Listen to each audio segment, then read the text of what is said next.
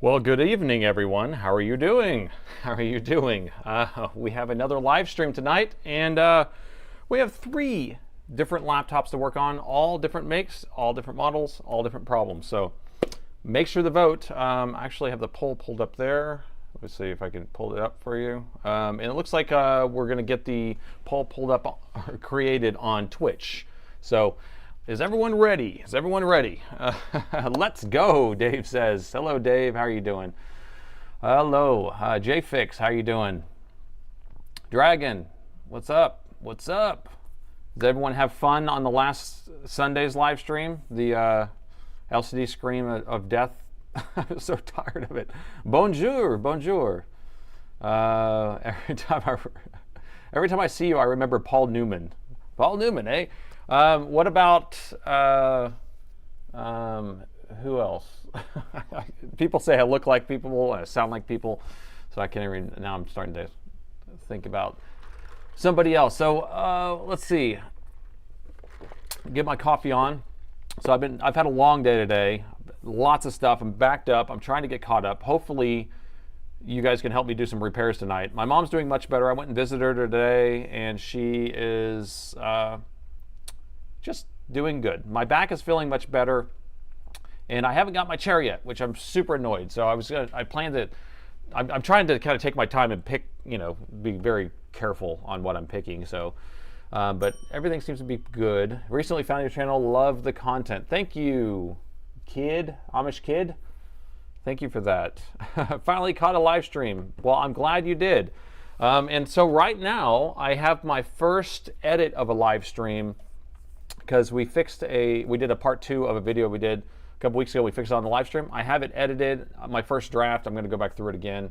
And whoa, lady just upgraded to a save another laptop. That's the highest tier of membership. Well, thank you so much there, Lady Leon. So everyone votes. So let me just tell you a little bit about these laptops. So before I start chatting a bunch, so we have 3 different laptops, 3 different makes, 3 different models, 3 different problems, right? Inspiron 7706. This customer is in chat. I don't know if I know his name yet. So I'll see if I can find it. Oh, Robert. Robert is in chat, and let him know he wanted me to fix it on the live stream. So I have it here. That one's going to be a no post. It does, like, the keyboard light comes on, shuts off. Keyboard light comes on, shuts off. Don't know exactly what's going on. The second one's an XPS 9520, which has the orange light of death. You hit the power button and it just lights up an orange line on the front. That could be so many different things. So we don't know what that is yet. And the last one's going to be an old 15R1. So this can be circa 2015, 2016. It's an old Alienware. And it shorts out the charger. Could be an easy pizza. We don't know. Could be a bad CPU. We don't know. I got to sit in the chair before I buy the chair. That's what my goal is. So I'm going to be shopping for a chair. I'm going to quite a few different places. My wife, I know I have a Costco membership, but I don't have the card because my wife is the one who goes. So I'm going to have to go get myself a card, and then I'm going to go sit in some chairs at Costco, go to Four Hands, which I never made it there the other day, and IKEA. I'm going to go to all the different places. So Robert, did we find where Robert is inside the chat? He's supposed to be in here somewhere. I know you all are all saying hi to Robert, so hopefully he's in there. But I punched another Wi-Fi card. No! I had some interesting repairs today. So while y'all are voting, let me show you something real quick, okay? Check this out. So I filmed the video today. It's not going to come out for another couple weeks. Okay, so Booth family, that's going to be Robert. Is that right? Just want to make sure. Okay, perfect. So I filmed the video of the day. It will come out in a couple weeks. But is it real or is it fake? So I want to play a little game we call Is It Real, Is It Fake? Because this is the customer's charger they sent in. And it looks real. It does look real. All the cables are real. Everything's so legit on this. It's too legit to quit. And I just want to show you something, okay? Let me show you something with this. You guys are going to freak out, okay? I freaked out when I saw it. So this customer's, and this is a little bit of, I don't know, it's a little bit of a spoiler of the video, but I want, you guys kind of get the sneak peek because y'all are here. Okay, you ready? Check this out. There's a freaking hole. There's a freaking hole in this thing. Isn't that crazy? You got to be kidding me. So this charger does look real. It does have all the makings of a real charger, but if you look at the end, this is a fake end right here. And let me grab a real one so I can show you what the real end looks like, but that is definitely a fake charger. And the customer's laptop, I don't want to tell you what happened, but I'm just going to say this was his charger he sent in with his laptop, and his laptop was dead. All right, so here's a real charger, and it weighs completely, you know, a lot more because it actually has something in it. You can see that the fonts are a little different, things like that. Even the sticker's a little bit different. You can also look at the logos are different. See the logo thickness and thinness, like that. Has the air conditioner cooling, the vent, not in the hole. Yeah, it's like you want to put a freaking vent in here. It's hollow right there too, so I don't know what the heck's going on there. And then here's the ends I want to show you. Here are the ends. So this is what you need to pay attention to if you're ever getting a charger and you're like, is it fake or real? Fake ones are notorious for having this end. Wait for it to focus. So look at the light and look at the light here. See the difference in the light size? The LED is the little dot there. And then also these are flat. The real one's flat, and this one actually has kind of a bulge or a little roundness to it. So anyway, that's how I can tell it's fake when I see those ends right there automatically. And also the cable feels a little cheap. So anyway, so look for that video coming in a week or two or whenever I get to it. So physical hole in power supply block, that's a first. Yeah, in a magic smoke, yes, that's exactly toasty for the vent. It's a church charger, it's holy. Ooh, I like that, that's a good one. Dude is the GOAT. Okay, so go ahead and do your voting. We have 4 minutes left on the voting, and then we'll go on to it. But so far it looks like the Orange Light of Death is winning on YouTube. Orange Light of Death is winning on Twitch. It looks like the votes are pretty close. Now remember, the first one, the Inspiron 77.6, the customer is in chat, and we can talk to him. We can actually have a conversation with him about what's going on here. So it's definitely always fun to work on somebody's laptop that is in the chat. So it's Counterfeit. Is that what your question is? Yes, so it's Counterfeit. Fire in the hole. You guys are so full of puns. Air conditioned power supply, haha. Yeah, so Booth Family is going to be Robert in the chat, and that's his laptop, the first one, the Inspiron 7706.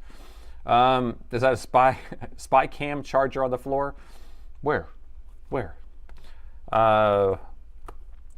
Here, let me put some tunes on. I forgot to put my tunes on. It's always quiet in the background here. I won't have it loud. I just need something in the background here. Okay, so hello from Phoenix. Hello. So try a Herman Miller chair. Now, where can I sit on a Herman Miller chair? Did we figure this out? Can I just go to like Office Depot? Is that? I don't have a Staples around me, so I have an Office Depot. That's really the only place I can think of that's around here that might have that. Your secret touching boards is not killing any. What? The way that I'm touching all the boards, the way that I'm holding all this stuff, nothing. It's not. I don't kill anything. Everyone thinks I'm going to burn out some chips or something with static. I don't worry about that at all. I don't even think about it. Never had an issue with that in the past. Do you repair Dell desktops and servers? I do not. I only work on laptops. We have some desktop parts, some server parts a little bit, but it's only whenever it comes in the trucks. We'll buy like a semi of laptop parts, and then sometimes we'll have some desktop parts in there. We'll just list that on our site. If I had Nate work on a laptop live, I'd never admit that. I'd never admit it in chat. Oh no. Well, that's only if you did something really bad. I had a laptop today. The customer said that he found a video. He actually referenced a Northridge Fix video, but I did a video on how to fix the particular issue he sent in, and he ripped off one of the capacitors off the board trying to fix it, and he chose the wrong one. There was like 12 of them to choose from, but he chose the wrong one, and so I had to fix his mistake at the same time. Holes make it 5% faster. The alien head. Oh, maybe it's like an alien head hole. Yeah, for an XPS. All right, 1 minute left. Go ahead and vote. Static is overrated at this point in electronics lifetimes or whatever. I mean, I literally will hold a motherboard, walk around. I mean, I have concrete floors. We do have a rug here, or a mat. It's actually a mat that has metal copper slab on it that's actually grounded. So there isn't any real carpet around here to worry about. This mat right here is just a silicone. It's just for soldering on, so it doesn't melt my plastic underneath here. The table itself is metal, and that's grounded to the ground. Grounded to the ground. So I don't know. I never worry about it. Never had to worry about it.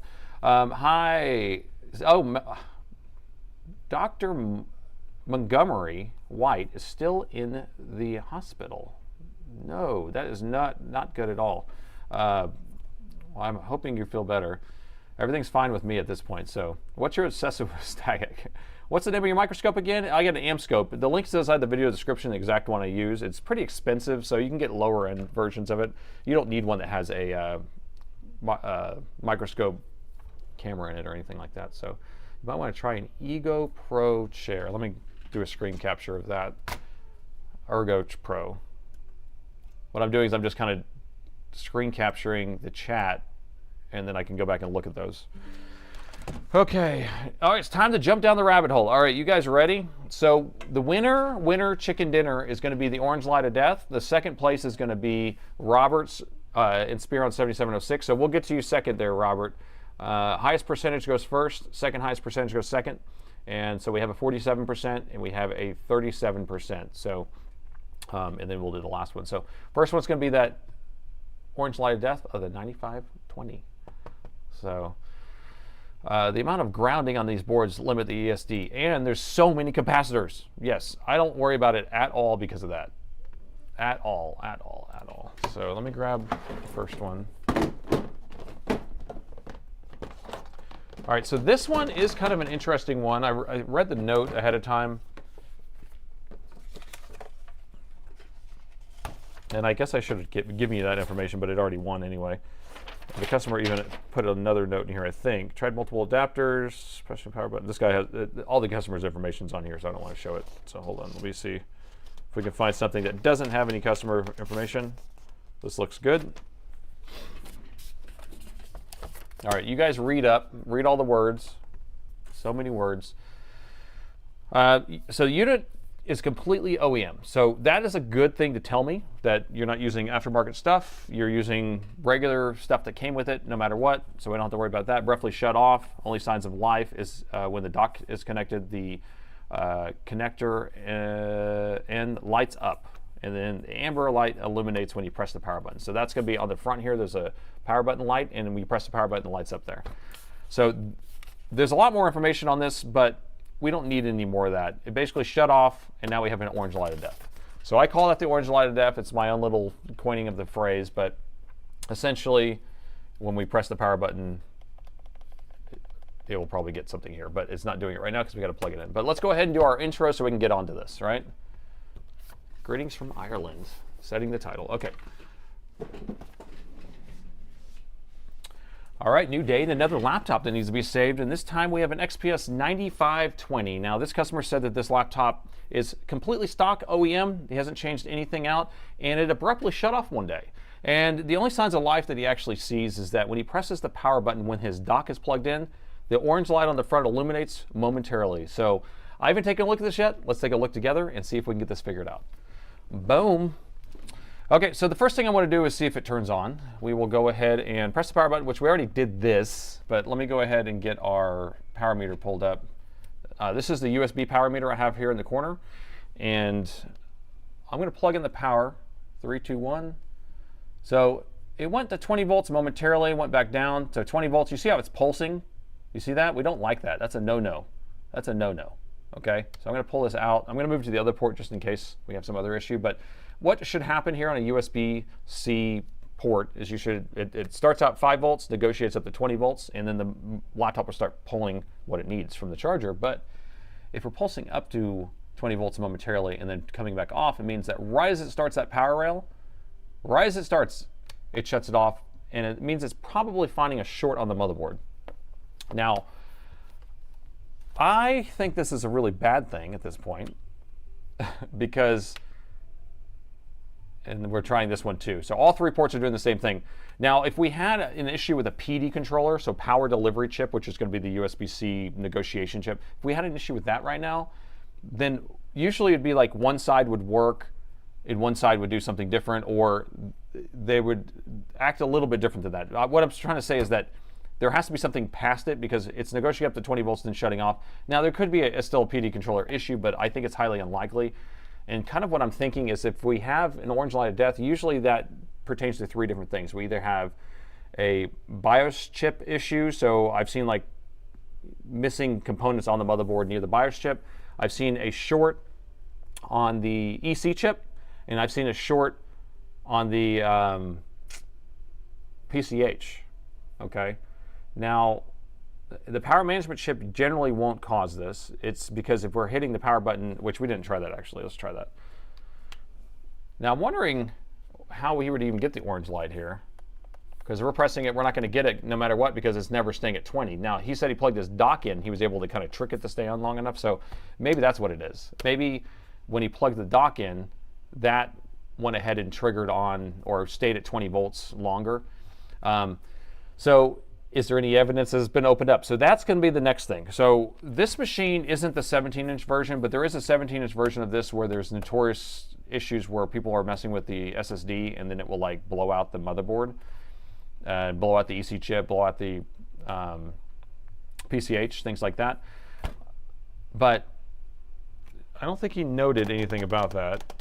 He said, well, he did say he swapped M.2 with a fresh copy on it, but that didn't happen afterwards, right?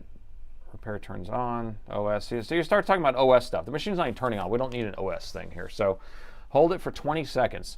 Let me unplug the battery first, and then we can do that. Because with the battery plugged in, it's not going to do anything for us. So let me unplug the battery, and then we will hold down the power button for 20 seconds.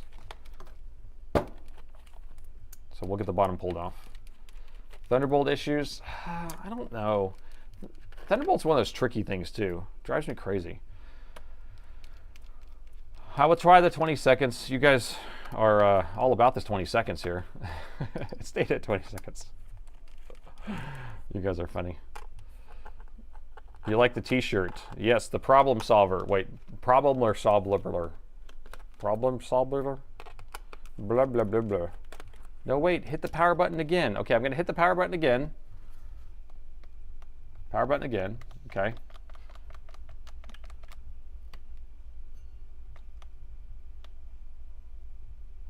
So every time I press it, it doesn't do anything different than nothing.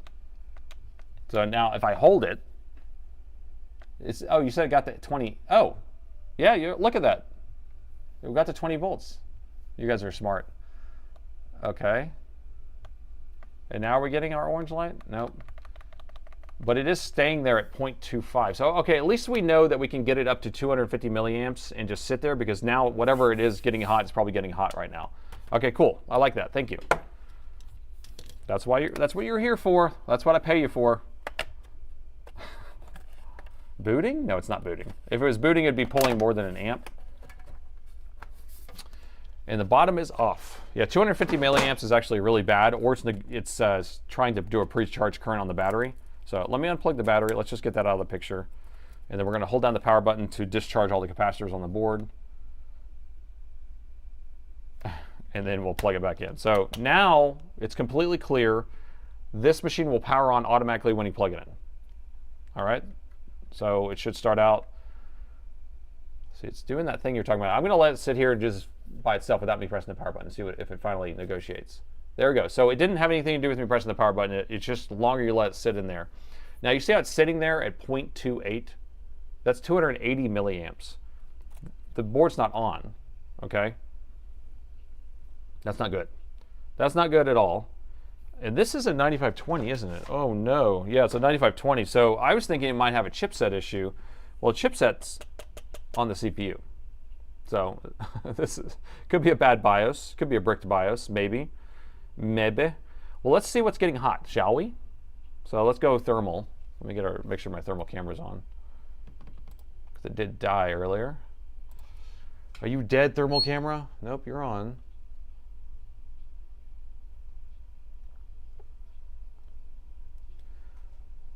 It's for science, I tell you, for science. We're going to figure this thing out.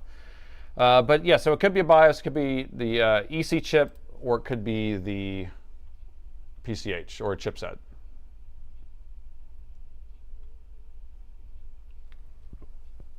All right, here we go. Going thermal. Going thermal. Oh, I got to get the static off the screen. Wait, I got to reboot that. All right, so here we go. Flash the EC. So whenever you do the CMOS reset, so when we unplug the power and plug it back in, is whenever it automatically flashes the EC from the BIOS. So we can't reflash the EC on this without doing what we just did. All right. Well, there's our heat right there, right yar. Okay. So we can see the whole board is nice and cool. You have like, this is the PD controller chip is on right there. This is going to be the charge circuit, the main power supply, the main power rail circuitry. But over here we have an issue. And here's our SSD. So is it underneath the SSD or is it on one of these chips right here? Do we have an easy burrito? Let's take a look what we have here. I'm going to take out his SSD. What do you talk about the M.2 again? Static reboot. We need a static reboot. My thermal camera has a bunch of static on the screen because I'm running it through a USB-C pass-through for PD, so it charges the phone, because I have it plugged into a phone, while it's running the actual adapter. And when the phone gets to 100%, it does that static on the screen. So I have to basically run it off battery, and if I don't remember to plug it back in, then it'll end up going dead. That's where that ends up happening. So, okay, so right around here I was seeing some heat, right? Here's our 3 volt and 5 volt power rails, but I don't see any issues. Do you see an issue? Let's plug it back in and see what it looks like now. Did he short something? I don't know. There were so many words on the screen. Okay, let's read it again. All right, amber illumination, power button goes out in sync with the power button. I removed the battery. Instead of removing the RAM sticks, I alternated the RAM slots. I've gotten this far. I swapped the M.2 with an M.2 with a fresh install of Windows in the event that it turns on. Configured the OS, no password. No signs of water damage. Okay, so all the rest of the stuff was just kind of diagnosing is what he's saying, what he's tried. So we have it back up to 20 volts again. Let's go thermal again. Going thermal. All right, so what do you guys see? What do you guys see? This area right here? So if we look at this, we have this area right here doesn't have anything there. But it looks pretty defined. There you go. It's on the other side of the board. And that can actually feels pretty hot. You can see it's 50 degrees C right there. So we're going to have to pull the motherboard out and take a look on the other side. You guys know how much I love turning screws. Pull the motherboard. All right, so this is your time to entertain me. While I'm turning screws, you entertain me now. Other side, other side. It's the dark side of the motherboard. Most likely on this side. Burnt chips. I saw kind of the shape of a capacitor, so I think we could have a shorted capacitor there. So you guys can write down what you think it is. Do you think it's going to be a shorted capacitor? Do you think it's going to be a burnt something, like an actual blown out something? Should I use the electronic screwdriver? Well, I can't on this one because the screws are all number zeros. So my big screw gun doesn't have number 0 on there, for one thing.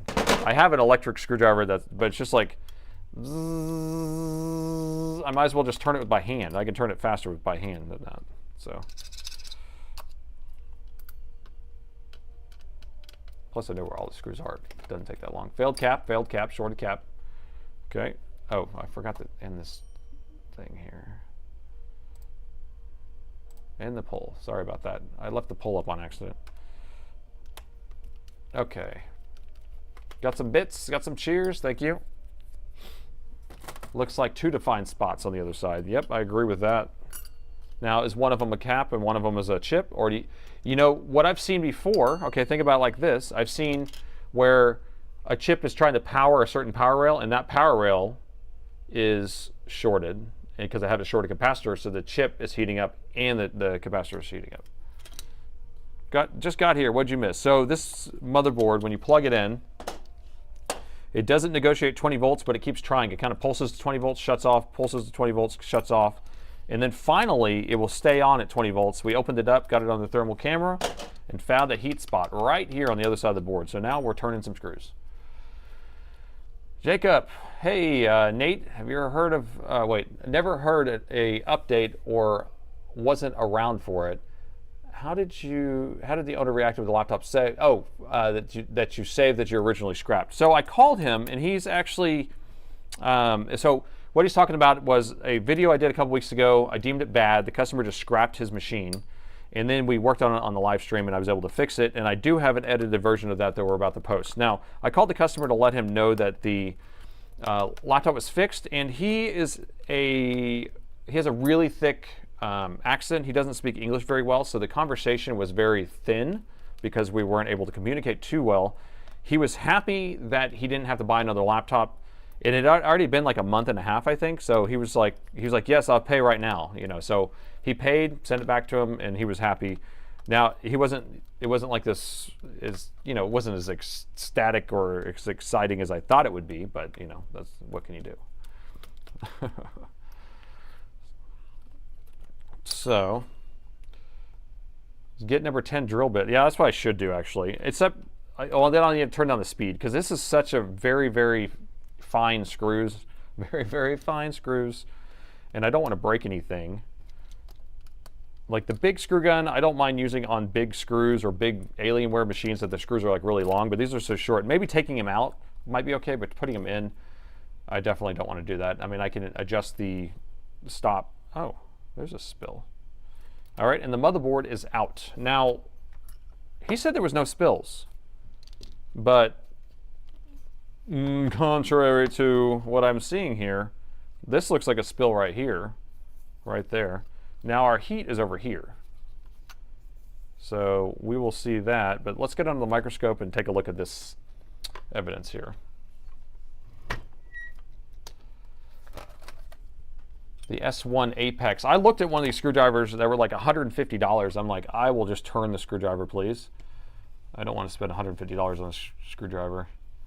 I don't know what that is. Does that mean that, it looks kind of spilly, right?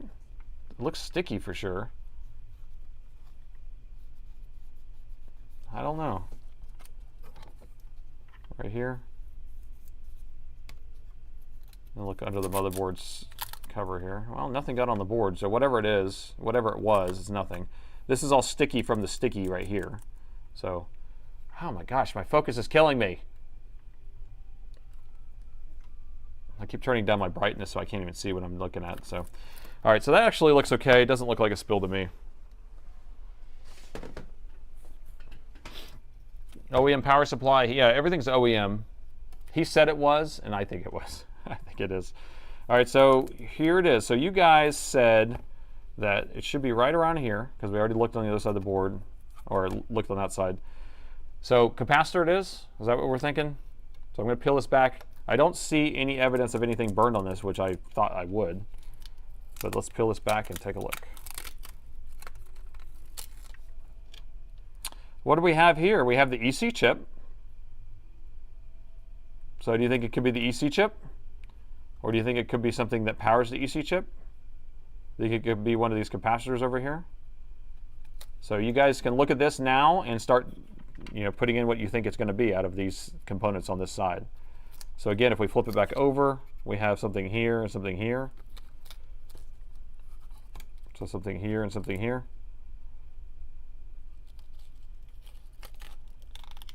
MOSFET-less sus. Let's see, let me get my tweezers. Okay, this MOSFET has sticky on it. There's sticky on it, sticky on it. So remember, this is really sticky, and so all this stuff gets onto there. So ignore that stuff here. Ignore that.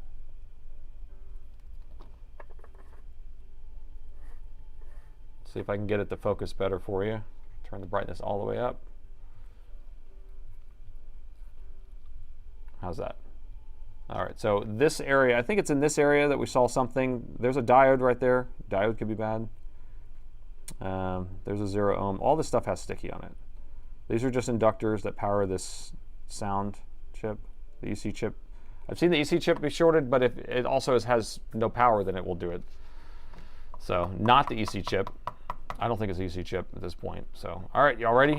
We're gonna plug it back in and look at it. So you got your votes in, right? So I'm plugging it back in. Pay attention to the power meter. We want to wait for it to go back to the 20 volts. I'm gonna wait for it slowly, bellissimo, and we'll go thermal.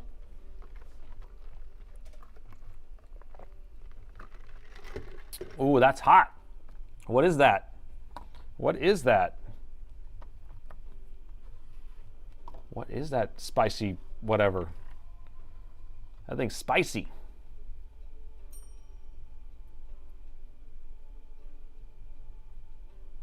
Right here?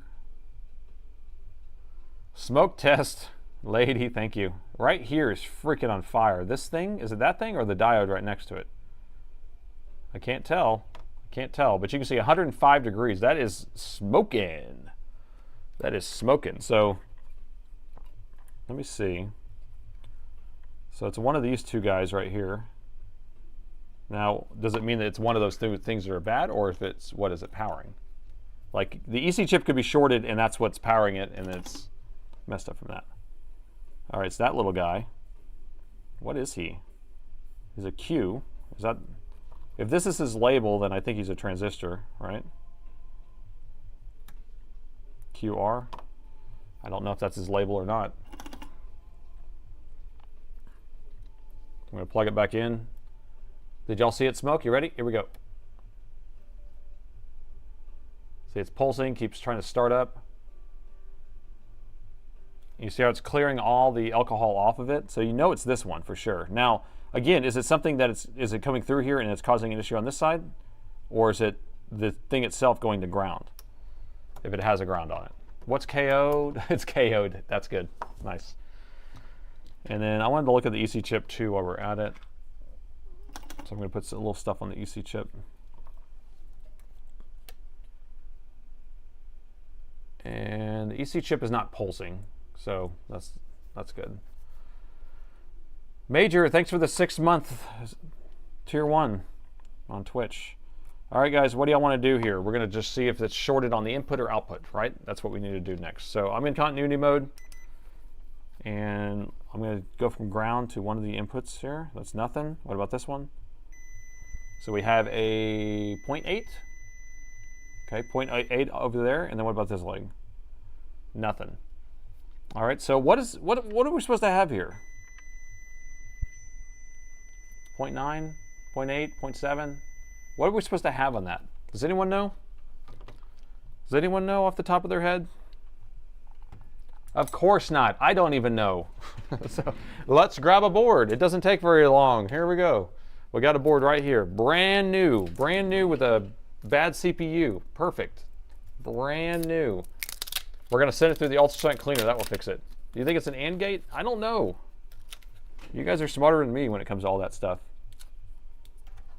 I'm just a monkey fixing computers. I like to fix computers. You don't know? I don't know. All right, here we go. Here's a board that's not the board, right? So we got nothing here, and nothing here. Okay, so now we know that it's not the chip. Do you know that? Did someone tell me what it is? Check the Zener diode next to it, please. Okay, I will, please. I'm in the middle of teaching, though. Hold on.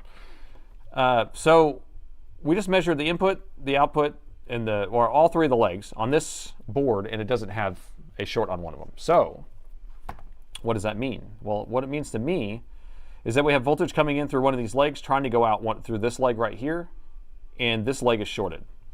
Where is it shorted to? I don't know. Is it shorted to this guy? Is it shorted to this trace that it's going through or via? They want me to check this diode, so let's check that. So we're going to go into diode mode, and the diode should be good one way. And we got nothing that way, and then this way, we should have a beepy beep. And we got a beepy beep. So those are both good. So 1.21 gigawatts of power, we're going to have to inject some voltage in here, right there. Because what's happening right now is it's going through here, and then this is actually dissipating a lot of the heat, or it's taking a lot of the power dissipation, and it doesn't allow it to continue. So we're going to inject voltage here. Now we have almost an ohm. Is that what it was? 0.6 ohms? You do the math.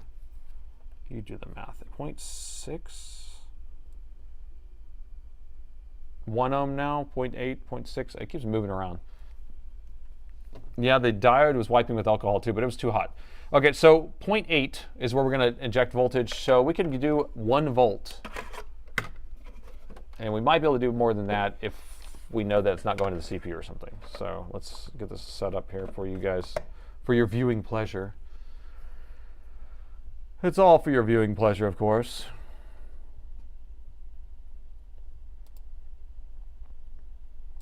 All right, let's see.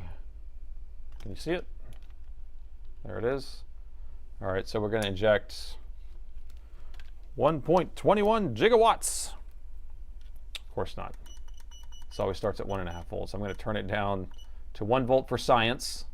Yeah, you know, and I saw someone say this earlier. I need to do a shirt. I'm going to do a for science shirt. I almost did one today, but I didn't have time. I'm so busy. Like I keep saying I want to do all these things, and then I never have time to do it. So, for science. All right, here we go. Oh, should we run the thermal? Thermal.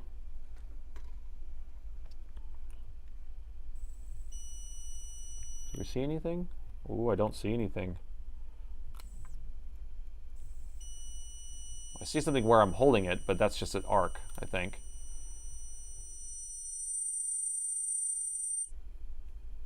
Those are reflections, those other two things. That's why I'm moving the board back and forth. All right, so it's somewhere else on the board. I mean, you see how it kind of lights up when I'm touching here, but that could be because I'm holding it there. So I'm not worried about that. All right, so here we go. So we're gonna rearrange this board. I'm gonna make it where I'm gonna do a good aerial shot for you, so we can see everywhere. That sounds crazy. Ooh, ha ha ha ha. The crazy Nate's factory here. All right, where are we at? I flipped the board upside down, so now I'm disoriented. Where are we at? Right there. Okay. Because I need to be able to put this on here and then lift the microscope up high so we can see. Where'd you go? Right here. Okay. All right, so let's sweep around everywhere. That noise is killing me. Right here? Right here somewhere. Right there? This? Right here? Yes, right here somewhere. It's going through a trace. And if so, it's even making a line. Did you see that? So sometimes you have like a power rail and it will actually heat up the whole trace. All right, so what we need to do now is find somewhere over here that has that same resistance. I'm going to take the RAM out too, because it could be a sticker RAM for all I know. Let's take the RAM out of there. Should have done that earlier. What are we thinking, people? I think that was your job to tell me to take the RAM out. You're fired. You're fired. All right, let's check this again. Now we're at 6 ohms. Is that right? No, 0.6 still. Whew, tricked me for a second. All right, so what are we going to do? We need to find an area over here that has that same resistance, which I don't think is possible because there isn't anything here. There ain't enough. There ain't enough. What are you guys saying? Other side, other side, other side, going ballistic. You're going crazy. Put it in rice. What are we talking about? It's not even like wet. It's not even wet. You must be having a conversation with someone else. That would make more sense. Do you see anything wrong with this stuff? Do we have a 0.6 somewhere? There's a 1 ohm. Oh, here it is. What, is this it? Did we already find it right here? No, that's 0.2. What about this side? No. Okay, so that's ground in the middle. False alarm.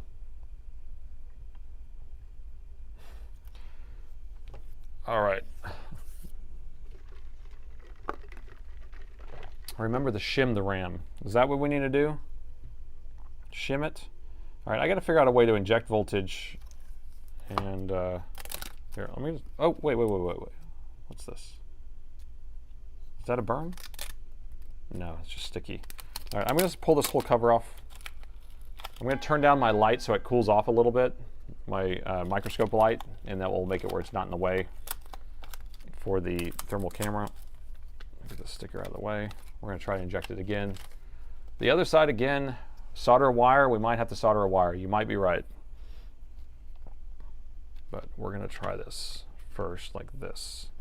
Oh, I just poked my finger with my probes. That hurt.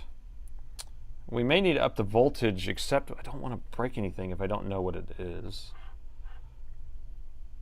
I'm going to. So we're only at 1 amp.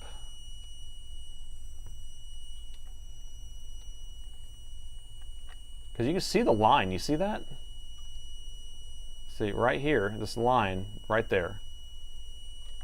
God, that noise is making my brain hurt.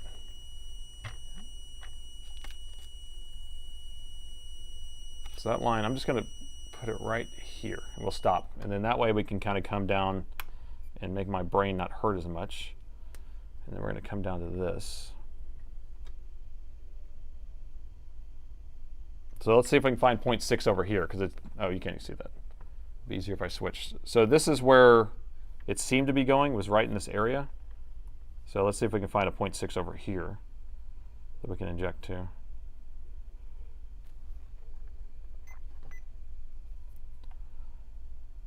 Don't probe yourself, Nate.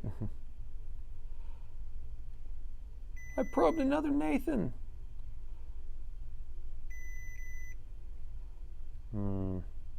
See, is it this track? Look at this.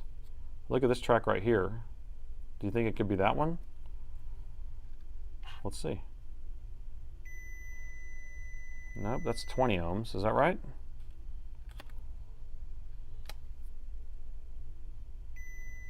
That's 20 ohms.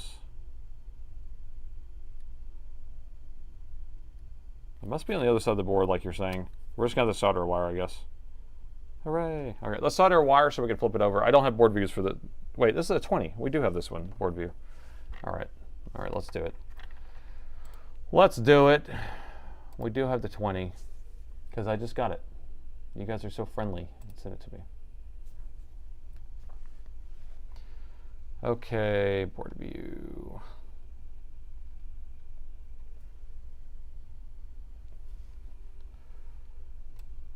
All right, so here's the motherboard. We're looking right here at this side, and we're looking at what component? Is this backwards? Yes, it's backwards. Let me flip it.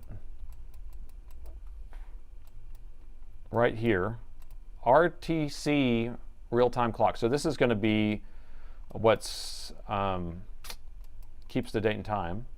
And look at this coming straight over here to this resistor, and then going to there. And then that comes over here. So it must be one of these capacitors. What do you think? You think it's one of those capacitors? That would make sense, because you can kind of see the board heating up in this area. It was like this little thing right here. So I bet it's one of those. So we just need to see if we can find one of those.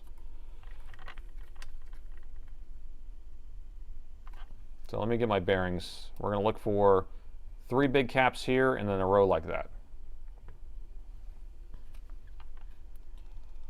3 big caps there and a row down. Is that this one? So that's it right here? What do you think? That looks about right. So it's going to be these 2 capacitors right there.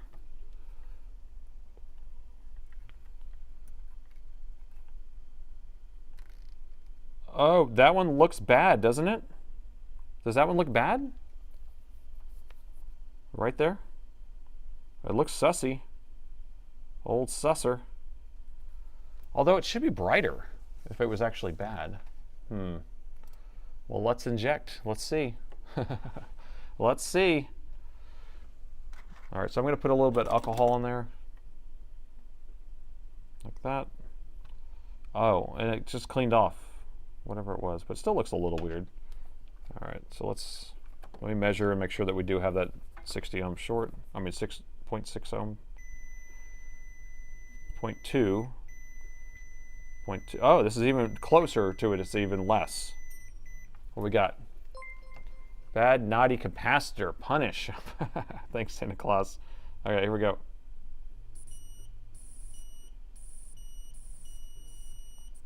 Yeah, I think it is. It's going to be hard because we're right on it. But I want you to pay attention to what it looks like here. I'm going to put a lot of alcohol on here. Well, no, it's not here. The alcohol is dancing a little bit, but it's not boiling like it should. So it might be this other one over here. No, wait, where else is it going? Daryl, thank you for that. Where is it then? Where is it? Nano cap. It is a tiny cap. Let's go back and look at these other ones here. Because I don't think it's going to be one of those actually.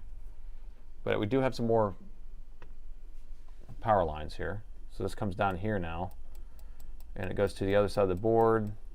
Oh, it goes to the CPU. That's a perfect spot to go. Hopefully it's not messed up there. Okay. So this real-time clock goes into the CPU just the way we like it.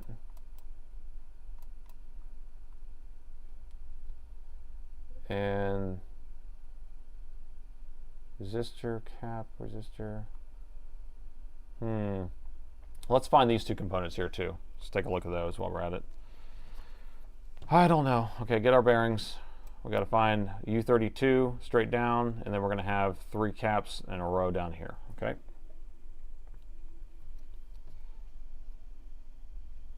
So U32, where's that?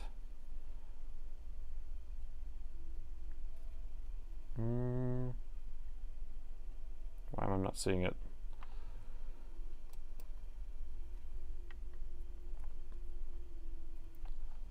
Why am I not seeing it? Oh, because I'm not even in the right spot. It's going to be over here. Okay, there it is. So that's the U32, and then we're going to go straight down, and we're going to find... Oh my gosh, this is so hard when it's so many parts here. Here, I'm going to give you all the view one more time just so you can see. Okay, you ready?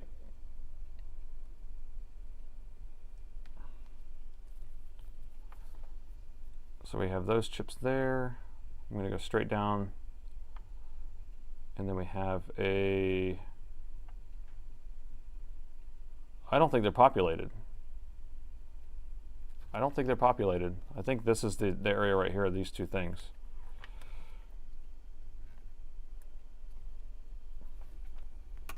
Sorry, I can't see the chat right now. Looks cracked. The other one looks cracked. Let me just see what this is doing right here.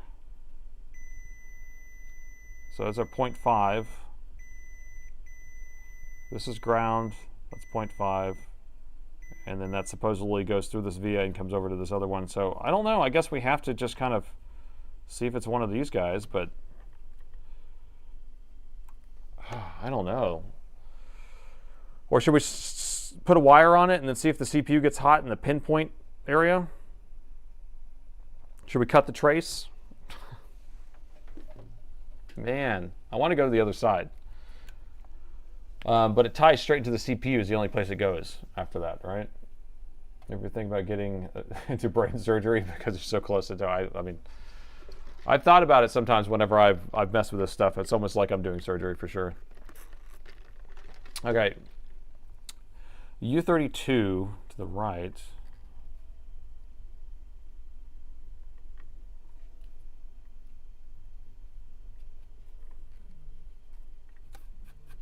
Well, that looks okay. I mean, I don't see anything.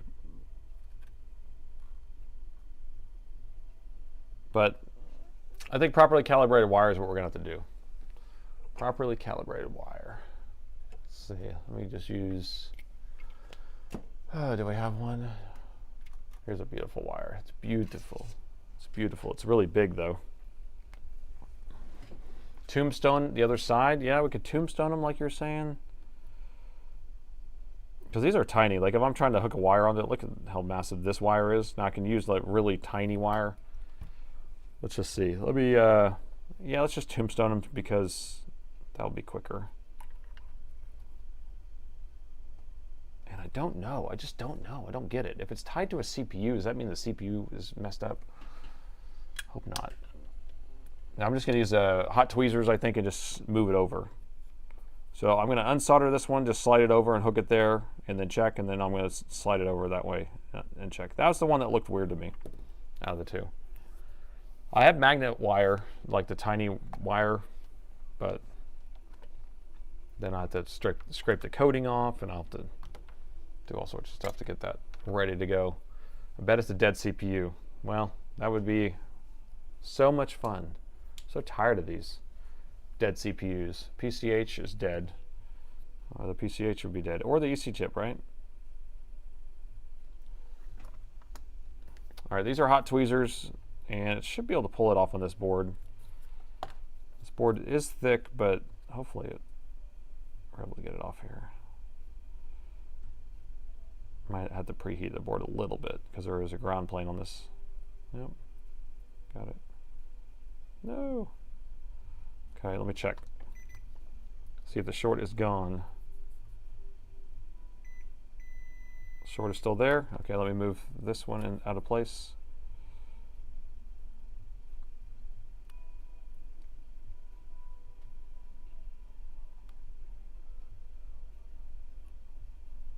Come on. These things are so hard. I mean, so tiny.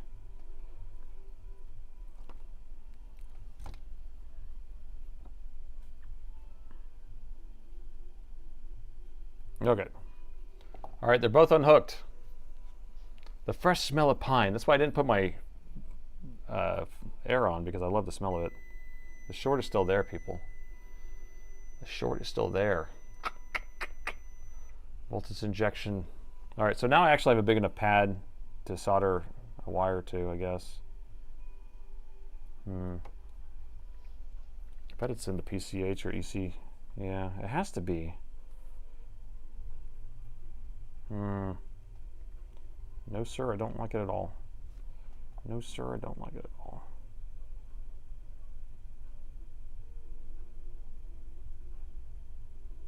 Hate putting these back on with hot tweezers. Such a pain. Such a pain.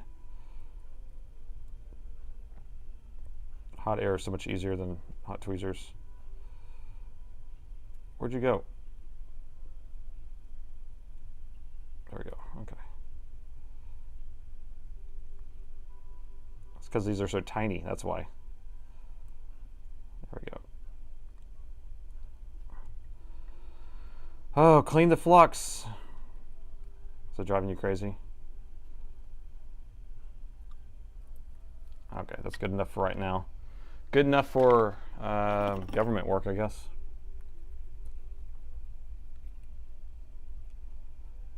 Okay.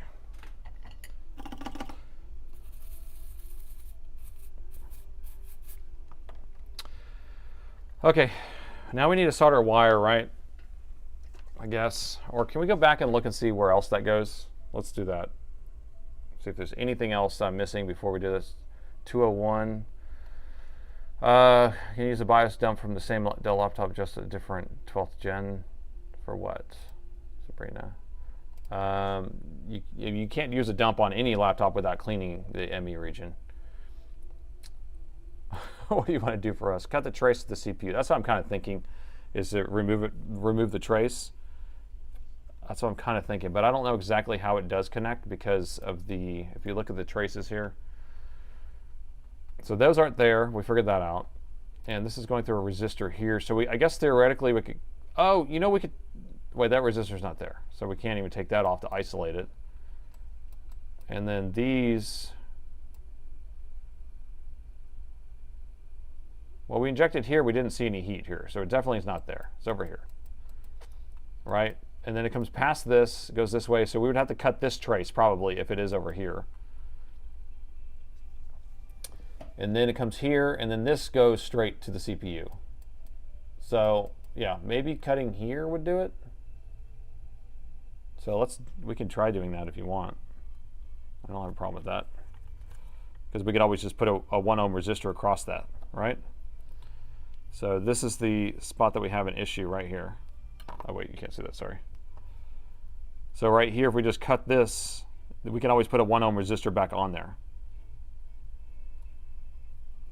Or cut this one, I guess, right here. What do y'all think about that? Is that too crazy? Or should we do something first? Do the wire first? Solder the wire there. We're just voted on the first laptop, orange light of death, no post. Did we do physical inspection? Kinda.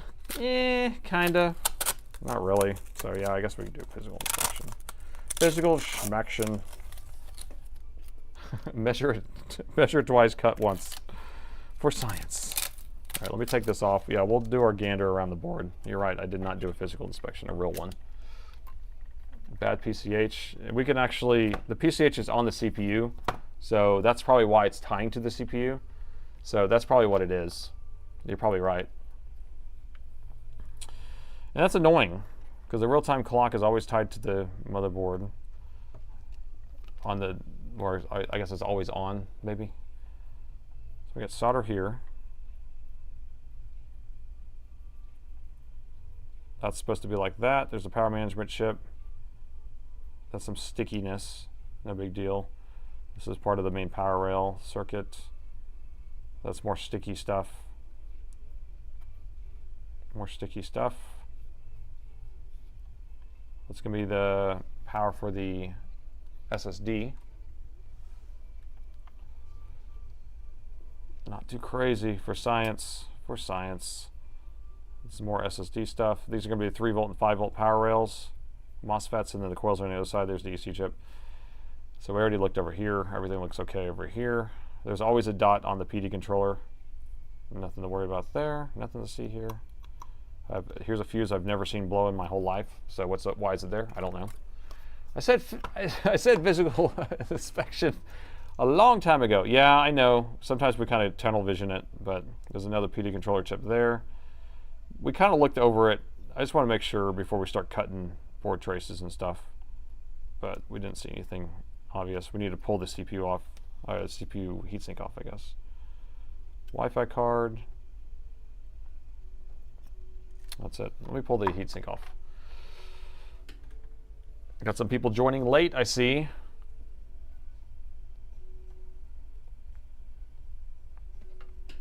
Where have you been? Do you have a note? Do you have a doctor's note? Why are you late to class? Do you know the second thing that lit up? It's the... I don't know. You want to plug it back in again? Shall we revisit that?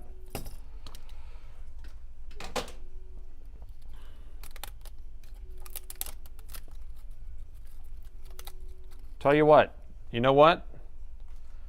The chip should actually light up. If there's a short on there and it's shorting through the chipset on here, we should actually get a pinpoint of light on here when we plug it in. So, well, there you go. Hello from Canada. You're fixing some rice, some fried rice. Nice, nice, some fried rice. Plug it in, and go thermal. All right, let's make sure we don't have anything burned on this side before we continue. All right, there's the CPU, there's the chipset. That's why I hate this stupid thing, because it has a chipset built on there. That's going to be like the iGPU MOSFETs. These are going to be the main, the integrated GPU, Intel integrated, and then that's going to be for the, well, maybe one's for the chipset. So maybe one's for the chipset, one's for the integrated GPU. I don't know. Or maybe that's integrated. There's the NVIDIA. VRAM. All right, all that looks fine. I don't see anything wrong. So let's plug it in under the thermal camera and we can kind of take a look at it. So CPU's right here, chipset's right off to the side. I'll put it right here in this quadrant. Are y'all ready? You've learned a lot from watching. I've learned it by watching you, all right. All right, so we're looking at pulsing. We're waiting for that pulse to stay on. And it's at 20 volts. And now we're only sitting, why are we sitting at less? Champapon. And then reset. Maybe it's because I'm on a different port. Let me go back to this port over here.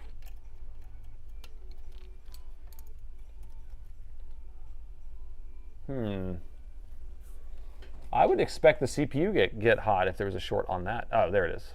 There's our pinpoint. That's what we're looking for. See it right there in that little spot. Okay. So chipset is bad. Where's Spike today? Well, Spike doesn't do the USB meter. So Spike's underneath the other one. See? No, wait. Where's Spike? Where did Spike go? But yeah, it doesn't do USB. So he's right there. All right, so you see the pinpoint there? So let's do our little trick and cut it. I think that this chipset's dead, this motherboard's dead, is what's gonna end up happening, but we might be able to, you know, do something for science. I don't know if this is gonna work or not. But the gist of it is, we have a shorted component here. This thing's hot. It's trying to supply power this way, which goes over to this area right here, then passes through and goes to these two capacitors. Oh my gosh. Sorry, we'll start that over again. This component's getting really hot over here. Do you want me to plug it back in to see what the two components were again that were getting hot? Under the thermal camera. I kind of want to revisit the two components getting hot too. What's this other one over here? Right there, that's 43.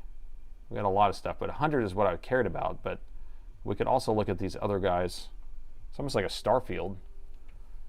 I guess we're focused on this 100, but what about this one right here? Okay, this is the 3 volt and 5 volt, and then this is the chipset, but that's not super hot. So let me cover this up. Whoa, that's hot. This chipset's actually, I mean, the EC chip is like at 100. I mean, not 100, 60. So if I cover that up, I keep burning myself. 60 is pretty hot too. I think we have a bad chipset, or EC chip. Yeah, this is really hot. Let's replace the EC chip before we do anything else. Oh no, right here. Ow. This is really hot. I don't know what it is.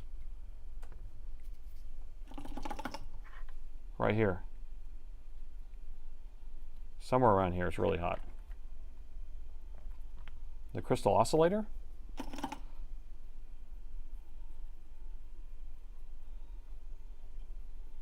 No? What is it? I can't tell. I mean, that crystal, is it the crystal that's hot? I really can't tell.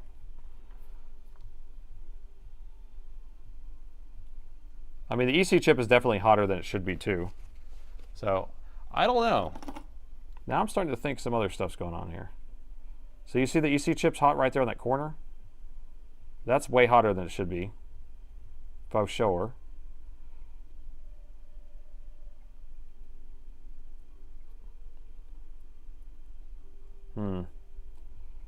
I don't know. Maybe we should pull the EC chip. The crystal, I mean, do crystals go bad? I've never replaced a crystal before like that. Naughty little crystal. But the EC wasn't hot before. Yeah, it wasn't hot before. Good point. Good point. I mean, it wasn't that hot before. Wait, so do we have more things hot? Changed, I thought, the alcohol on the EC chip earlier. Yeah. I quit. Not sure. Is there? Can someone go back and look? Because if someone can give me a screenshot or something of what it looked like before, was it? It was only 2 points, and now we have like 4 points, right? We didn't change anything but take the heatsink off. So I don't know what that's about. So here's the area that was shorted. And that's still shorted at 100. And then over here,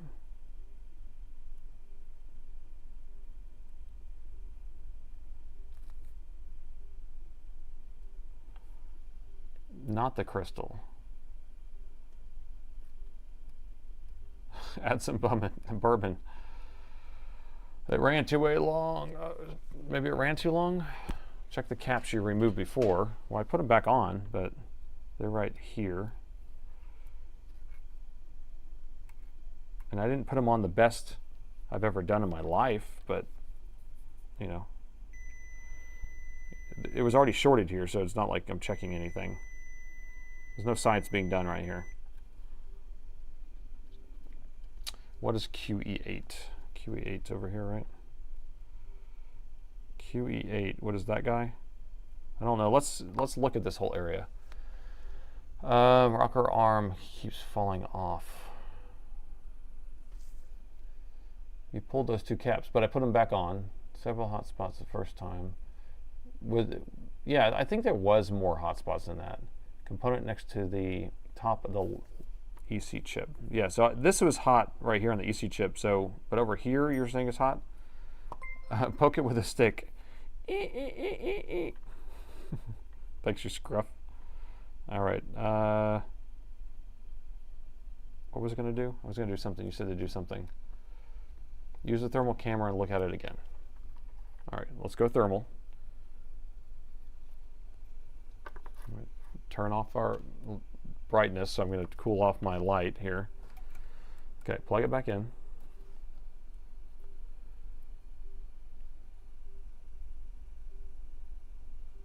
So right here, it's these diodes are getting hot. And then this is the EC chip, this hot corner right there, actually.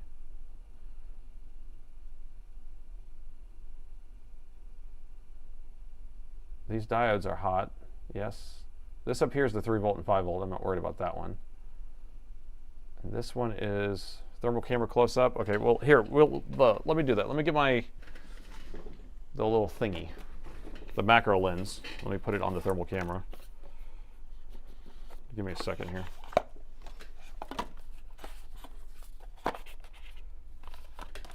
Because just lifting it up, it just makes it kind of blurry. See, I have to put the lens on here.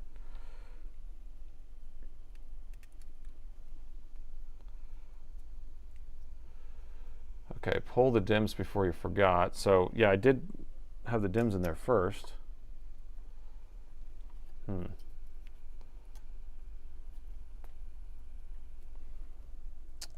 it's going to turn on. It's going to switch modes. Whenever I put this macro on here, it's weird because I think it has to switch like the way that it reads or something, because it doesn't always start to focus immediately. Like it's stuck in the other focus mode. And I think it has to refocus.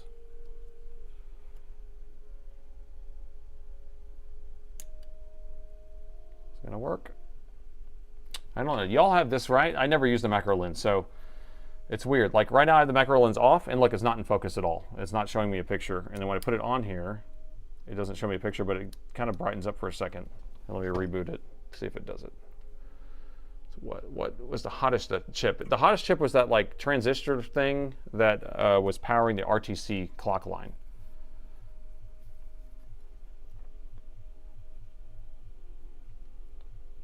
It's on the edge of the board pretty much. Come on.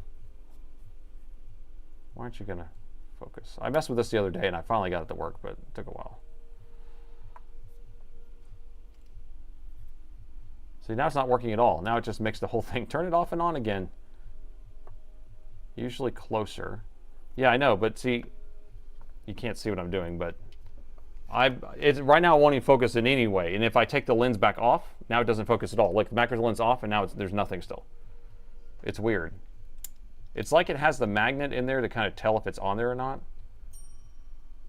Green, wait, screen grabs sent. Oh, thank you. Let's pull up the screen grabs.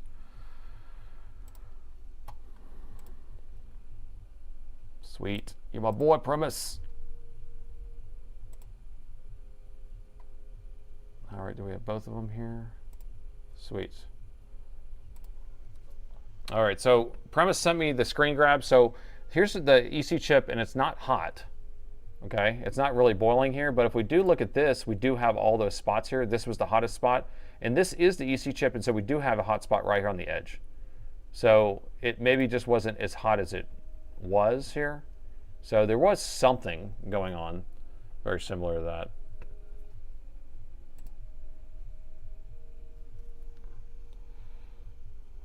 I was AFK. Which camera is it? Okay, now it's working. Okay, it took a second. Okay, macro lens is on. Okay, here we go. We're going macro. It just took a little while. Hey, coolest fans, just do it. Just doing something. Just joined the coolest fans. Thank you. Okay, so that's those two chips that we already know. And then here's our EC chip. You can see kind of the edge of it is hot. So that's definitely suspect at 80 degrees. And then those are the two diodes at the bottom. So I suspect the diodes are probably fine. Those are at 97 degrees. So maybe I was thinking when my finger was on there, I was thinking that it was the crystal oscillator is hot, but 102 degrees is pretty hot. You concur? 76 is pretty hot. So what do you want to replace first? I'm saying EC chip probably,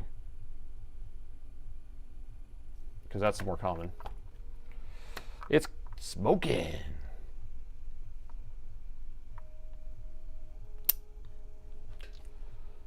'94 is hot.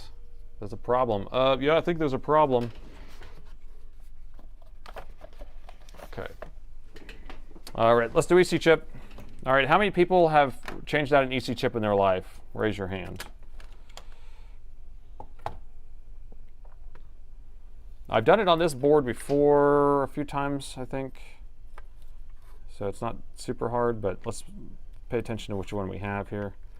We have the MEC 5200 LJ, so the MEC 5200 LJ, right? Is it an LJ?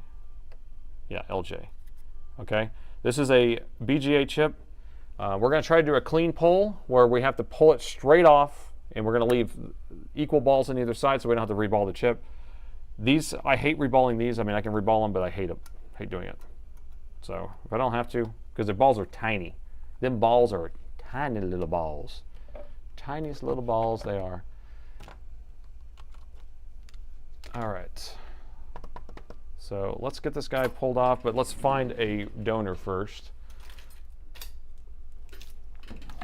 So we have this one that has a bad CPU. Let's see if it's the same chip. It would be nice if it is. Save me a trip.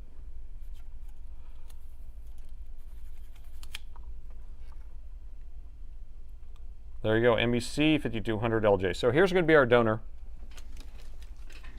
So that was easy. The donor part good, guaranteed brand new. Guaranteed. I'm pretty sure this is going to be fine. You never know, but you never know. But it's probably going to do something different if it's going to do something anyway. So let's pull this guy off.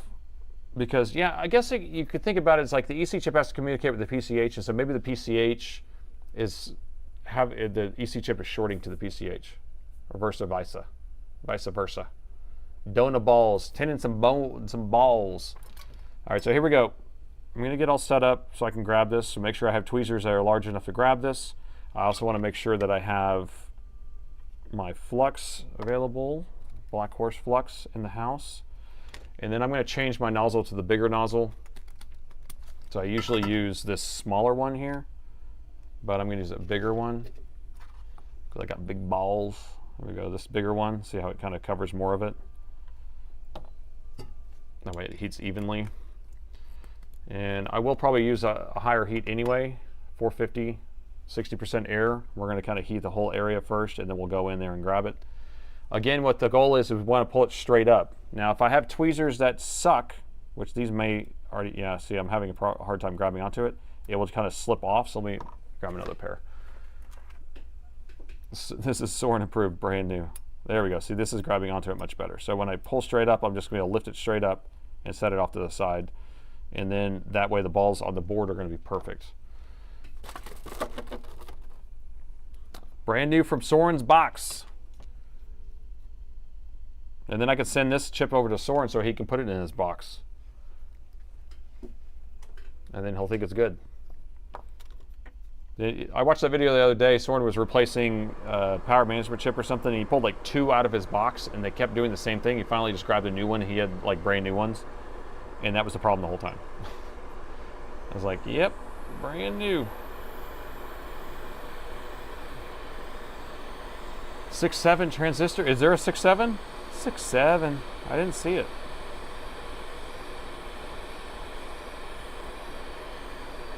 Concur, bigger nozzle. Bigger ball. Captain Nate. You want some tape? Nah, we don't use no tape. Where we're going, we don't use tape. So I'm just heating the whole area here. Then we're going to add some flux.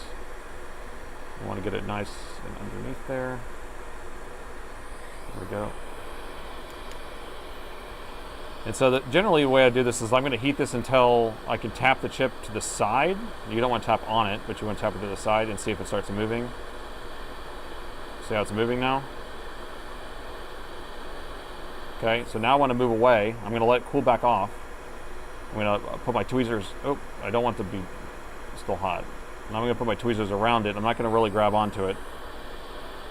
And the reason why I do the first initial couple taps is that kind of helps the solder balls kind of wake up and want to come right off. See, you pull it straight up and there they are. It's beautiful. It's a beautiful clean pull. And there we go. Now I'm interested to know if the short is gone. You think that short is gone now? I'm not going to plug in the board, but I just want to measure over here. But look how beautiful that is. Man. Got a new Prime sub, thank you. Okay, so if we go back over here, where was it? Right here? We still have a short there. So what does that mean? Does that mean we got to take off more components? So these diodes over here, we're getting 100 degrees hot.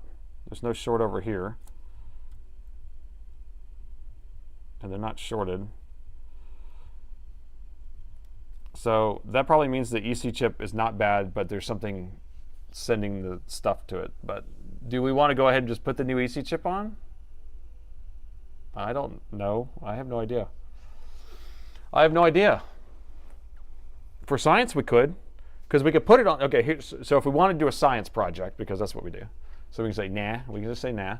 Or we can say, put the new EC chip on there, and then cut that line. Or should we cut that line? PCH was shorting the EC chip.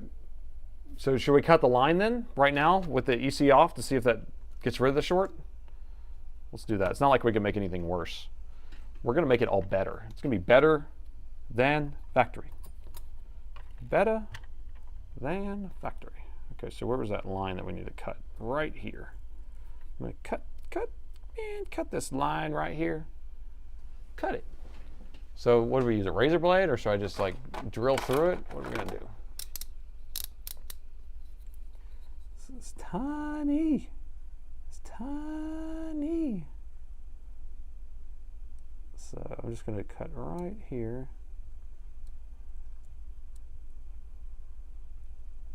Just to get through half of it. Come on. Straight razor. That's all I shave with. I'm going to use my straight razor I shave with. All right, I got half of it cut.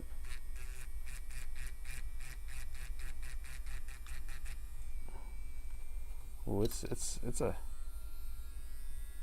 thing's hard to deal with. Now we have this other test point here. God, I can't. It's hard to see. What's that other test point there?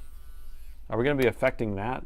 Is this just a test point, or are we going to be affecting that by cutting up there? I didn't think about that.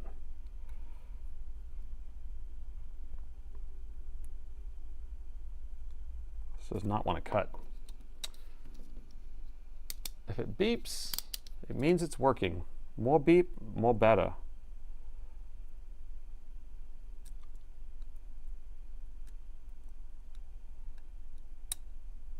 Well, this is the strongest trace I've ever cut in my life.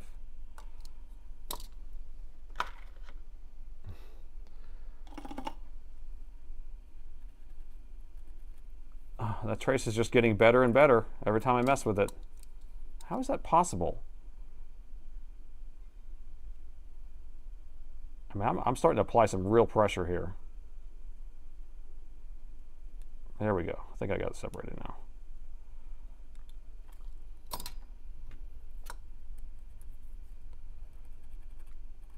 Okay, let's test it.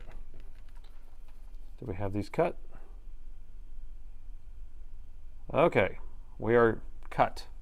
We are cut. So now let's see which side is shorted. The CPU side. The CPU side is shorted. Why is it shorted at, wait a minute. Does that seem right? Okay, there you go, 0.6. I wasn't pressing on hard enough. Okay. So I can put a 0 ohm resistor there whenever we need to.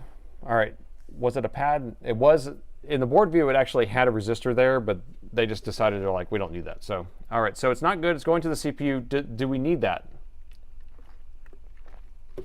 The question is, should we put, so I inject there, okay. Injecting there was doing the exact same thing because it was going to go to the short. The short was in, was it shorting the EC?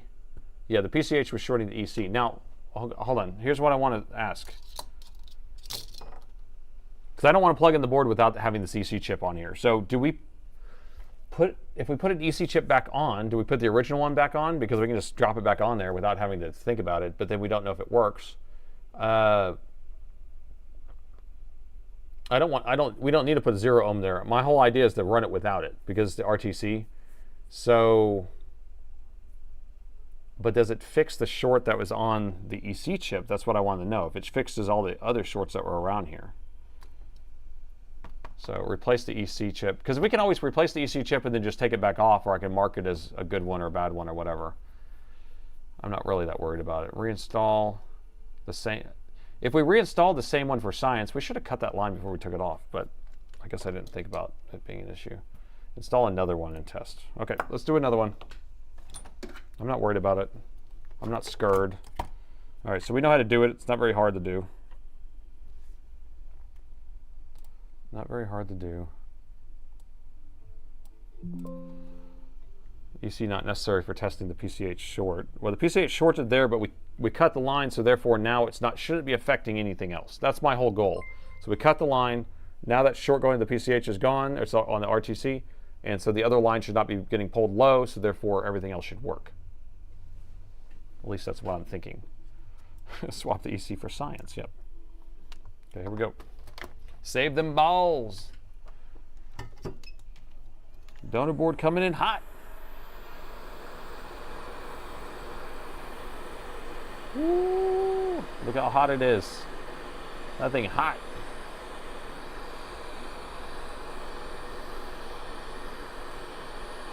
We don't need a current limit on the device.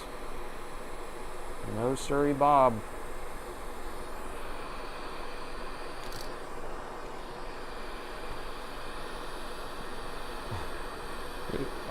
What did you say? Make it an X-ray machine out for the next one? This kind of looks like an X-ray machine. Look at that. What are we looking at? We don't even know what we're looking at. Okay, EC chip's ready. Let's cool it off for a second. Change the chip that cooked to 200 degrees C. Yeah, that transistor. But that chip is not even hot anymore now that we cut that line.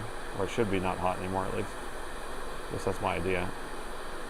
Okay, perfect pull. Because I'm so good at this. I'm brilliant. I'm brilliant. All right, so we got that pulled off of here. So now all the balls should be perfect. I'm just going to set it right down, right in its new home.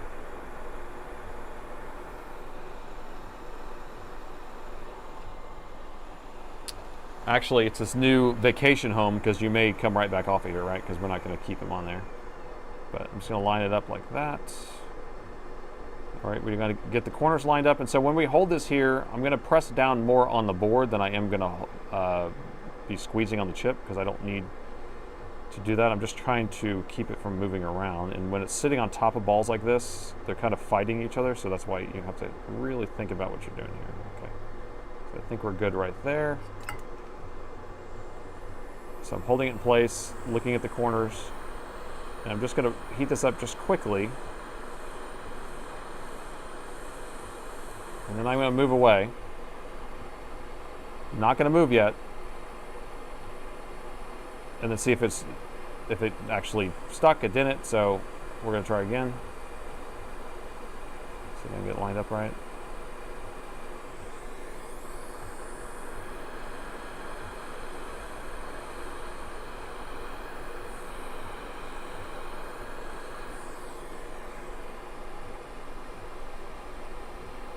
I'm going to wait again.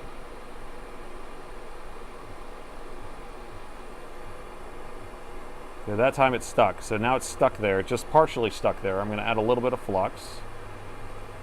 Get in there to help out. There we go.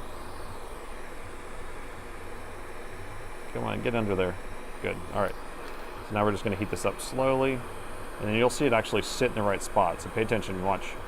It's going to be very happy. It's going to go whoop.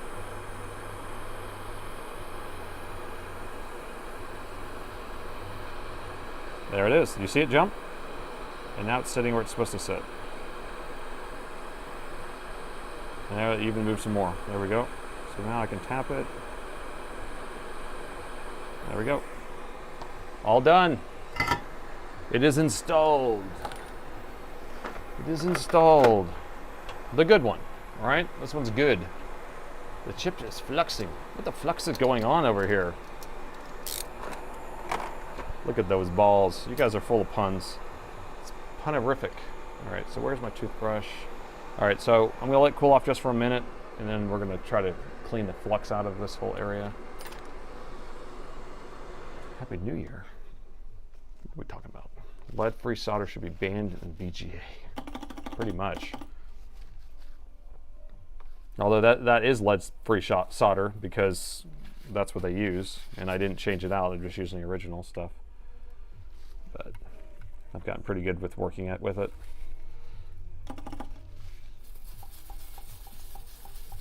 But I have worked on some of the older Alienware boards, and all of a sudden the solder like melts really easy. I'm like, oh, this must be leaded solder.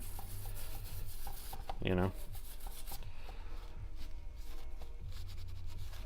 The flux capacitor. You get your chair yet? I have not got my chair. I'm taking my time, but I am trying out different places, and so I'm about to go down to Costco and then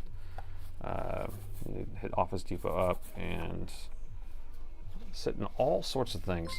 My main problem now is like my back feels okay. My lower back was the issue. Now I keep having kind of tensing up muscles kind of in the middle of my back. I can't reach it, and I don't know if it's because I've been doing exercises and workouts, but I'm mainly working on like arms, shoulders, and abs, but I don't know if I'm doing the right back exercises. I feel like that might be where the issue is.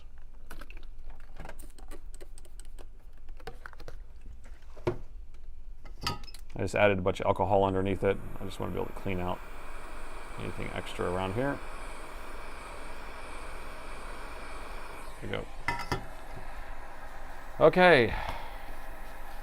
Why do you use unleaded solder? Is it cheaper? No, I use leaded solder, but the motherboard comes with unleaded solder, if that's what you're asking. You need to loosen the muscles in the area. I don't know how to do it though. I have a hot tub. I go in the hot tub every night. I'll go in the hot tub tonight with a bourbon and a cigar. I need more bourbon workouts. All right, so votes, anybody? 1, it changes. 2, it doesn't change. 3, go to the next repair. All right, so type 1 in chat if you think it changes, meaning it could start working or something's different. 2, it's not going to change. And 3, go to the next repair. And I will turn it on. We got 3s. Look at that. I wish we could have an aggregate. That would be nice to see. 2, 2, 2. I see a couple 1s. Got a couple 1s in there. Some optimism. I'll give you all about 10 more seconds to put it in the chat there. 1 plus chat, J. 2s. There's a lot of 2s in there. There's some 6, 7s. That's called a poll. Are we getting rated? No. No, this is just people chatting. Okay, here we go. We're getting rated by 1s and 0s. No, 1s and 2s. All right. Plugging it in. Going thermal. So it's already hot, so it's kind of hard to see. Here, let me cool it off a little bit more.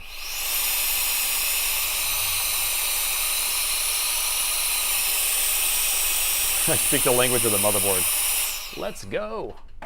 386. Let's go. Okay, you ready? Plugging it in 3, 2, 1. And it goes straight to 20. Goes down to 06, 05, 06, 05? Well, technically that's a 1 because it's doing something different. The EC chip is on, it's not hot. The board's not starting, but what is that?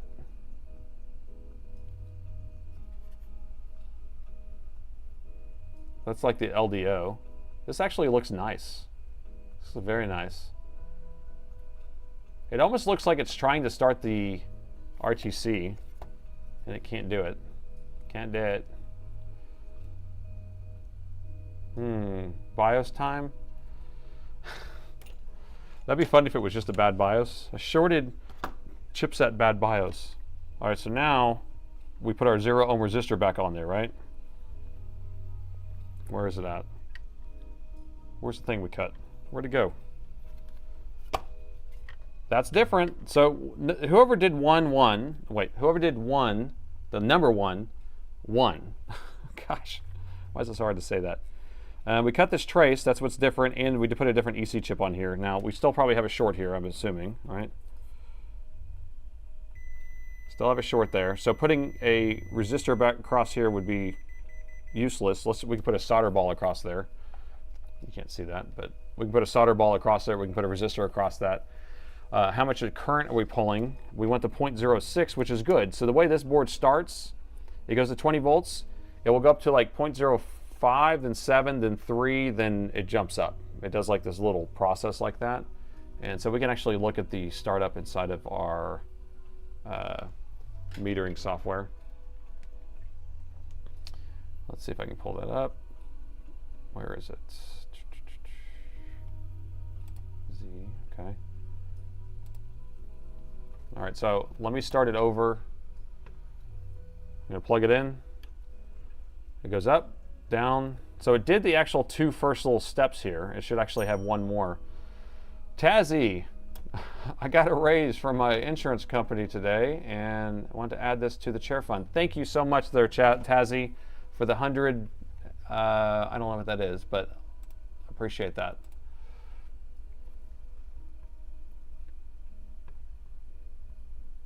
All right, did you see the startup process there? Tweezer tests. I like that. Let's do tweezer test. Okay, so we're going to short this out. Don't forget to cut your trace. I already cut the trace. So this is cut. So we're going to take this, put this together. Okay. So now we're tweezering it together. Oh, wait. Hold on. I got to turn the power meter back on for you. Wait, why is it not there?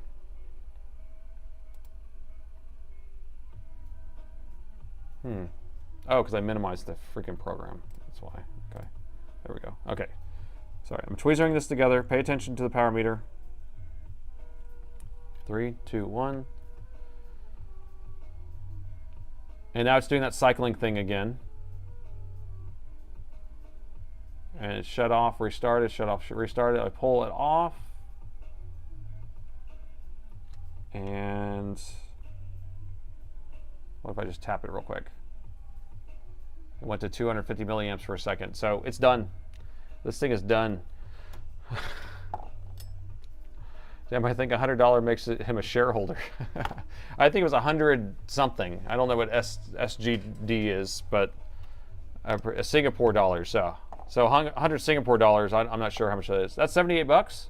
Whoa! Wow! Thank you. Thank you. All right, so we're gonna have to call it on this board. So unfortunately, it looks like the short is in the PCH itself, and if I jump across to that line that we cut, it automatically doesn't turn on again. And so if we keep it uncut, the board won't start. So it actually does need that in order for it to start. So this board becomes a Frisbee, and these boards are hell of expensive. We just had to replace one for a customer. I don't know which model it was, and I think it was 700 bucks for it. It was probably the higher end version of the board, but at least I know we have an EC chip that we can take back off of here if we need to, and put it in Soren's box, put it in a box off to the side. But we'll see what they want to do with this. This is a 2022 or 2023 model, so it is fairly new. I think it's a 12th gen, and maybe a 3060. So The next laptop we're working on is going to be an Inspiron 7706. Now, this customer is in the chat right now. He wanted me to work on this on one of our live streams or in a video. And the symptoms he's having with his is kind of strange. So hopefully it's going to be something that we're going to be able to resolve. Let me clean up my area. You know I don't like going to the next one until we do it. Smell test again? There was no smell, I can tell you that. No smell. It did not smell like anything. I'm going to move this out of the way. A clean work environment is a very efficient work environment. Do y'all do this at work? Do you like clean up between the things you're working on? I'm going to put that in the bad pile. So this one we don't need that, I don't think. Maybe we do. Number 2, 1 after reconnecting the trace. No. No, no, no. Hell no, I don't clean up. I wipe down my counter, I put away all my tools, clean up everything. I put every single thing back to where it goes so I can start fresh. Plus, I'm used to making videos too. So when you make a video, you have to do that. We're doing Inspiron now. Inspiron now. Oh, actually, we're got to do, what drink am I having tonight? We're doing Carrot Citrus Radiance. So it's not green drink tonight, I'm doing orange drink. So it's carrots, pineapple, orange, lemon, and ginger. You know I'm crazy. Give me a little kick.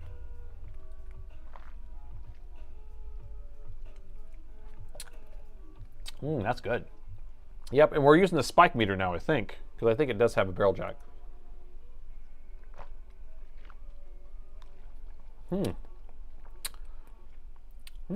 Cold pressed. That's pretty good. It's not enough ginger. I like more ginger. Need more ginger than that. Okay, let's grab the next laptop here. How many people do we have here? Oh, we got 1,000 people now and 122. So we're at about 1,150 people on the stream right now, which is great. Now, this is an Inspiron laptop. So Inspiron laptops are going to be consumer grade laptops. Now, this is a 7706, so it's a 7000 series. So it's going to be the highest end version of the consumer grade laptop. And it's an 06, which means that it's a 2-in-1. So it actually bends all the way back and becomes a tablet, right? So a 17-inch tablet, which is very nice. And the boards are still kind of expensive. So I vote is still bourbon and hot tub. I'm doing bourbon and hot tub. Don't let your head sink under the water. When I'm smoking my cigar too, I got to keep my head above the water. So anyway, these boards are still, I think we priced one of these boards at like $330 or something like that. So if we have to replace the board, that's kind of not optimal. But let's go ahead and read the customer's note, which is a whole page. It's Robert. Oh, he has a bunch of stuff here. Robert's in the chat. Say hi to Robert. Robert, you say hi. And here's all the words. You guys love to read words. I'm not reading all this. There's a lot. So I just did a quick skim and found the YouTube channel, enclosed the 706. So he installed a new SSD, powered on the laptops, received a message saying the boot device found. Okay, so after replacing the SSD is whenever he started having these issues, but he couldn't get the SSD to install an operating system on it, realized that it actually was just a VMD driver, so the RAID driver wasn't installed on the drive. Unfortunately, made a mistake, taking it to Ubrake iFix after recommending them on Dell's site, which is an Asurian company now. They got bought by them, so I call it Ubrake, they break it more, is what I actually call it. Ask them to try list of troubleshooting. Oh. Is there a phone number here? I'm sorry about that. Thank you. All right. I'll edit that out later. But I always try to skim all this stuff as much as I can. Thank you. Really, well, the laptop basically doesn't turn on. It's basically what's happening here. And I wonder what these notes have here. Sorry about that, Robert. All right, so let's go ahead and get going on this. And 7706.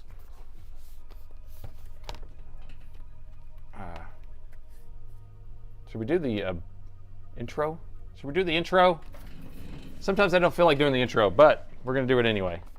All right, new date, another laptop that needs to be saved, and this time we have an Inspiron 7706. This is the 2-in-1 edition. Now, this customer sent this in to me because he was replacing the SSD, had some issues, took it to U-Break, I fixed, had some other issues, and now the system doesn't power on at all. Well, it does power on, but it doesn't actually post.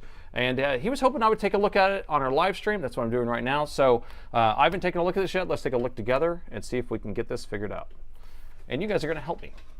Everyone's going to help me. Did you unplug the battery before putting the SSD in? So here's one thing I was talking about SSDs. If you shut the lid, the laptop is asleep most of the time, which means that it still has power in the RAM, still has power in all these other things. So if you're not familiar with that, then you're going to have an issue, right? So this does use a barrel jack, but it uses a 7.4. Now, lucky for me, my power meter here, I'll point it this way a little bit. This is my older power meter. A spike I have attached to the back here that runs this piece of software. I'm going to have it all integrated in one box soon, which I keep saying I am going to. But anyway, my power meter has both jacks on here. I have the 7.4 and I have or this is a 4.5 and the 7.4. So the 7.4, we'll be able to plug that in and we'll be able to see. Let me go ahead and reset this 14 amps of current that we have there. Okay, plug it in and we can pull up the graph. Look at that. So what I'm seeing here, got 19 volts or 19.8, and then it flatlines. It goes 0.01, and 0.02 is where we actually wanted it at. But I'm going to open the lid and see if it does anything different. It's not doing anything different. Let's go ahead and press the power button. I'm not seeing anything happen here, and it's not even pulsing or anything like that. And if I look here, I'm not getting anything. So let me try something different. I do have a 330 watt charger plugged into this thing, and maybe it doesn't like 330. So we're going to go down to a 240. And so I'm going to unplug it from my 330 and plug it into a 240. There we go.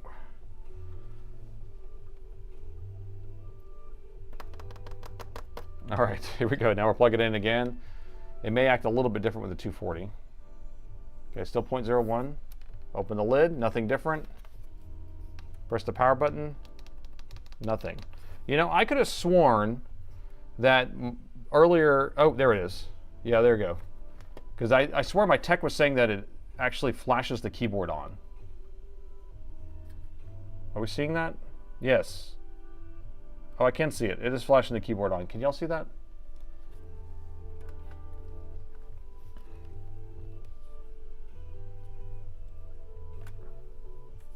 Can you see it? It's like the backlight comes on. Does the caps light come on too? There we go. All right, so you see the keyboard kind of coming on for a second, shutting off. There you go. So that kind of pulsing is a strange one, especially since we're not seeing current going along with that. So that means it's probably doing it off the battery, maybe? I don't know, because it's not doing it off the charger, I can tell you that. Because otherwise we would see current on there, but we're not seeing anything. So I don't know. I don't know. And there's no postcode. No. Yeah, it's still doing it with I have it unplugged too. So it's not even running off the charger. So let's open it up and take a look inside. And if I'm not mistaken, my techs, who worked on this first, because I have somebody else, they work on the machines first and then they figure out if it's a bad motherboard and they send it to me. Well, they replaced the motherboard on this, I think, to test it. And so they actually figured out that the machine works fine with a new motherboard, but obviously this motherboard doesn't work and we just need to fix this board. But the issue was, I gotta think, EC chip. I was thinking it might be even a BIOS, but if you're messing with the SSD, here, let me get this figured out here. Hold on. Battery was sent disconnected. Okay, so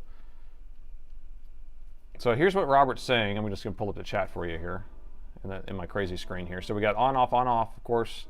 On, off, lights, caps lock. Yes, battery sent disconnected, battery sent disconnected. So, but battery's connected now because my other techs already worked on it. And they put it back together, I guess, to put the battery in there. But I haven't looked at it. You gotta go? No, don't go, don't go. We need all the Daves we can get. Every Dave in the world needs to show up here. Bricked by Windows Update? Well, weren't we talking about, like, we changing the SSD, different install? I don't know, there's a lot of SSD incompatible and short. Nah, that can't be it. I'm a Dave. All right, there's another Dave. How many Daves do we have here? Because we just had a Dave leave.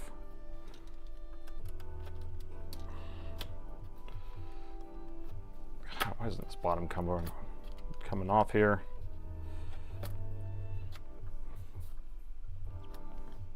I don't know what's up with this screw. There it is. Got it. Got it.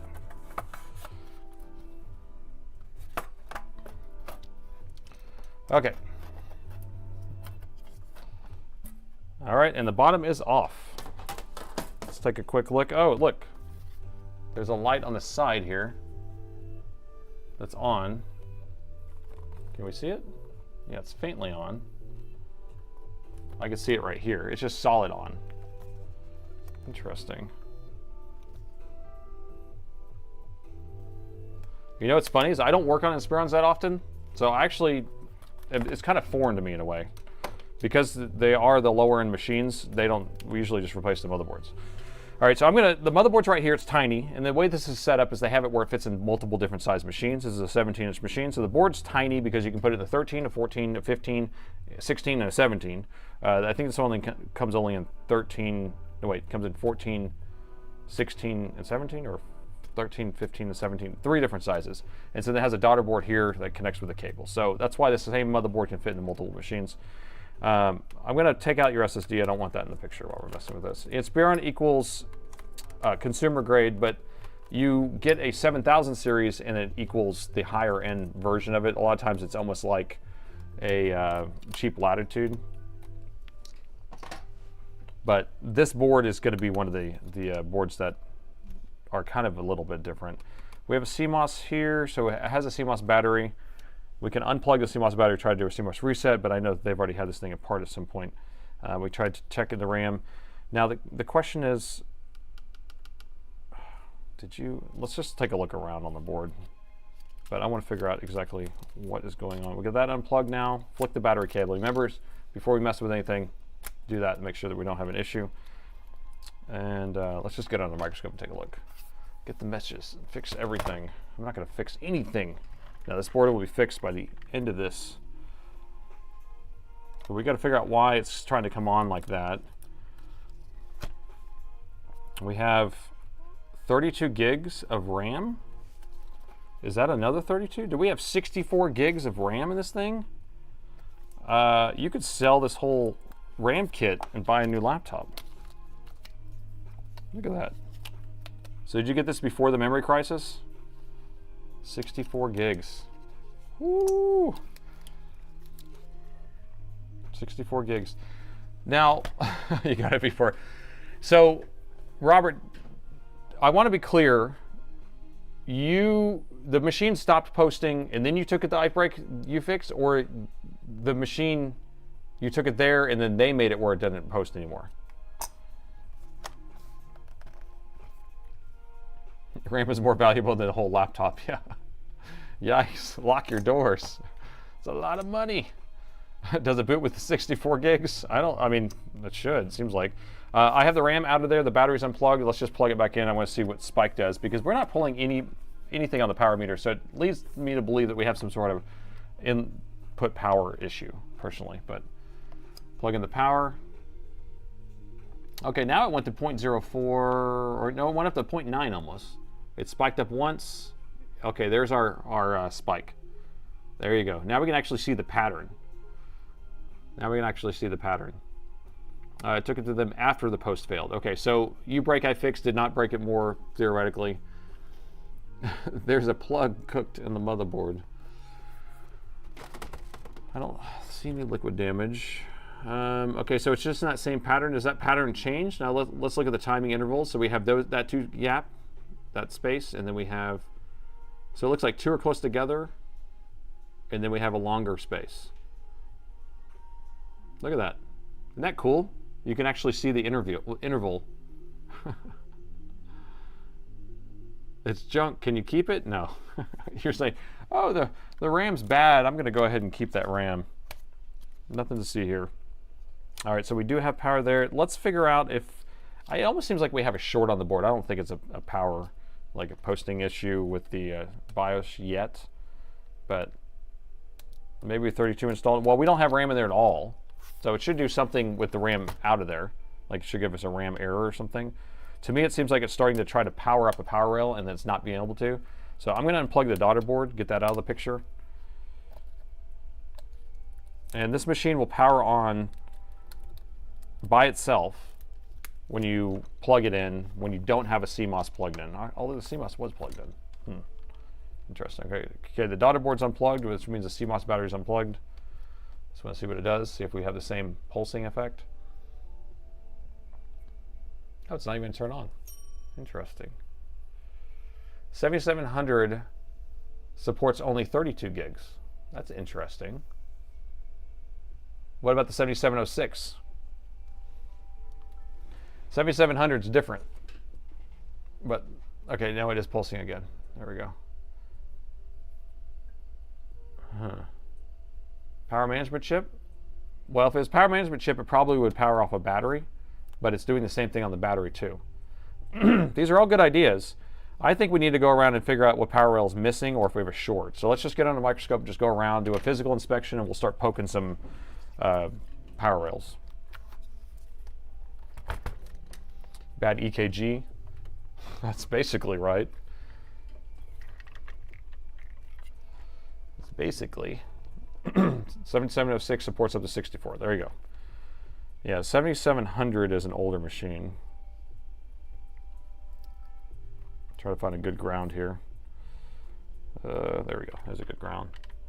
All right, so let's look around here. Oh, there's two BIOS chips. Hooray! So if you haven't ever worked on a machine with two BIOS chips, this is a 128 and a 64. So you have to extract both of those. You have to combine them. Then you have to fix it, and then you have to take them back apart, and then you have to flash them both. So let's just start poking some of these power rails. There's the 9538CH, which we could take a look at that. That's going to be our power management chip. I'm very familiar with those. It's the same one that the XPS 9500 uses. And there's another power management chip over here. What does that go to? This other one. And here's a couple power rails. Let me measure those. So I see a 1 ohm short right here and a 1 ohm short here. Is that for the CPU? Do you think those are the power rails for the CPU? I don't know. I don't know. What do you think about that? 1.2? Totally could be. Let's kind of do a bigger look here. This is, I'm not familiar with this board, so we're kind of learning it together. To me, it looks like this is the GPU actually, because there's VRAM right there. So this must be the, is it the VRAM power supply? Wait a minute, I'm confused. I'm confused. Hold on. Okay, let me put this RAM away. I feel like we're missing stuff here. That's the CPU, that's the GPU. Usually we'll have a bunch of power stages right next to the CPU. Ah, here it is. So there are the power stages for the CPU. We're going to have two of them, and that's going to be powering the CPU. One's going to be powering the integrated CPU. And then we have the GPU, which will have, we have to have a VRAM power supply, so maybe that's one of these is VRAM, and one of them is that? That seems underpowered to me.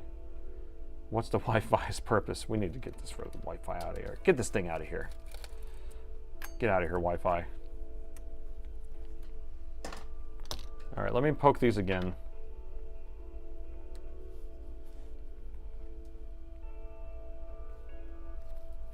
Okay, so these are 1.33, 1.2, which is fine. And then what was this one over here? 147, which is fine. These are going to be low. 37, 37, 1.3. Okay, so, or 139. So all that's fine. Where's the 3 volt and the 5 volt power rails? Over here? We're missing it. Do you think we need to go BIOS recovery already? I need to find all the power rails, and I need to see that they're present and they're not shorted, and then we can proceed. We need a 1.8, we need a 3.3, and we need a 5. Where are they? Over here? Yes. Okay, we found 3 different coils right here. Let's see what these are.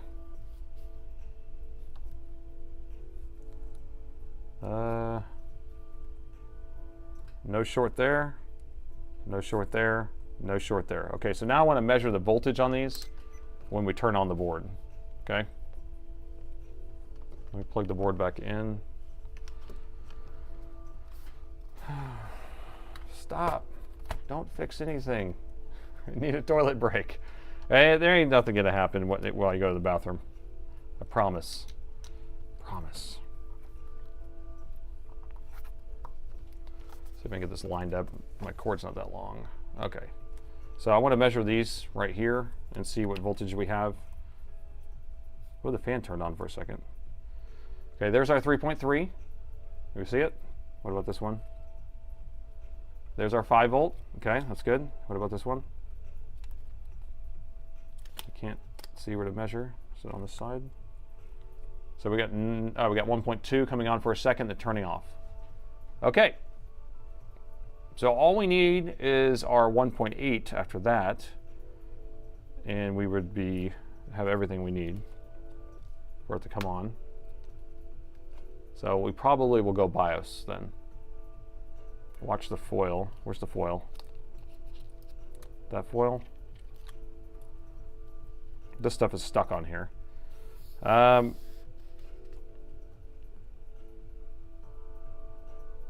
Yep, everything looks good. Where's the BIOS chip on this thing? Oh, it's those two. Let's just see if the voltage on the BIOS chips are coming on. Like, I don't want to sit here and do BIOS until we know that we are getting voltages everywhere, right? So pin 8, like 8 is going to be our BIOS. So BIOS is coming up. We have 3 volts on there and 3 volts in here. Okay, so I guess we're doing BIOS. Did y'all see that? Oh, I didn't show you that. Sorry. So this is 3.3 and 3.3 on the 2 BIOS chips. So we have voltages everywhere. It's pulsing on and off. It's trying to start the board. I think it's trying to run a loop of code or some of the BIOS program, and it's not enjoying itself, right? So I think we need to somehow fix that, or remedy that situation. Why would the BIOS go bad? I don't know. I don't know what the scenario is that caused what, and if, or a blip on the 1.8. Did we ever find the 1.8? We didn't. Where's the 1.8 then? Got 1.2, which is the RAM power supply. 5 volt 3.3. Do you see it anywhere else? Those 2 are for the GPU. These 3 for the CPU. This one, maybe the 1.8.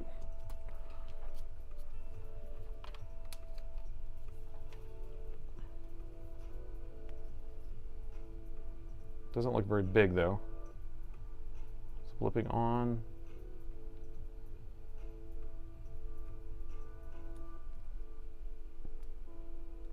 Nope. Okay, hey, let's try this. Let's try USB-C actually, because this thing takes USB-C. I want to see if it does anything different with that also.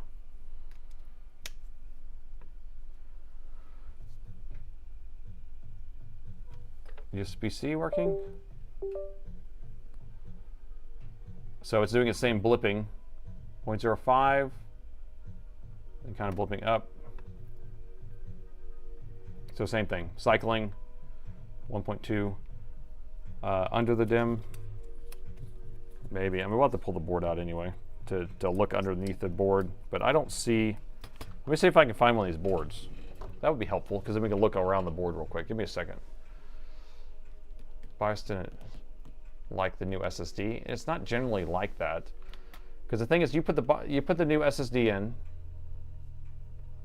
and then it booted up, but didn't detect it, and then you mess with something, and then it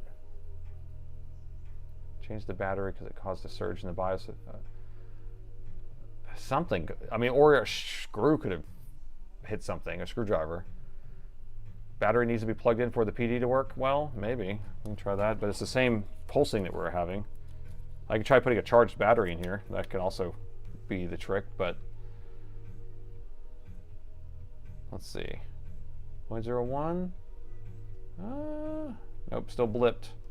Let's see if the fan spins like the other one does. Nothing. I'm going to try plugging both power in. We're double powering this thing. That's how crazy we are.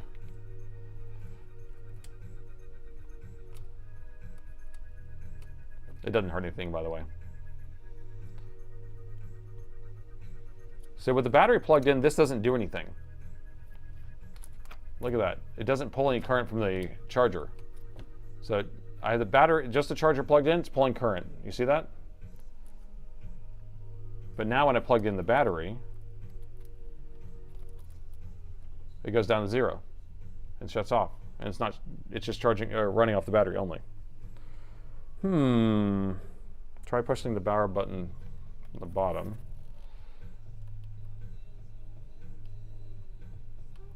So I'm pressing the power button, nothing's happening. Unplug the battery. I'm going to hold down the power button and see if I can shut off the machine. Yeah, let's see how much voltage we have in the battery just in case. Battery may be depleted, but I don't know if it's a battery issue. We got 14.7 volts. This is a 15.2, so it's a little bit less than, it's about 30% charged. So there's plenty in here. I've tried to press the power button, that's not working. Resetting the EC is already reset, so I have this daughter board unplugged, which unplugs the CMOS battery. So there's no battery plugged in. So every single time I plug that in, it resets the EC chip, so it's supposed to reprogram that. It's not doing it. That's why this machine's turning on automatically. So I think we probably have some sort of BIOS issue, because when the BIOS turns on, it's supposed to automatically charge the, or program the EC chip, and the EC chip is supposed to know how to communicate with the power management chip and things like that, which we could actually look at the power management chip too. Make sure we have all our voltages there, but if it doesn't know how to deal with that, then it won't charge properly. I want to find a donor board though, because that would be helpful. I don't have that many Inspiron stuff over here though.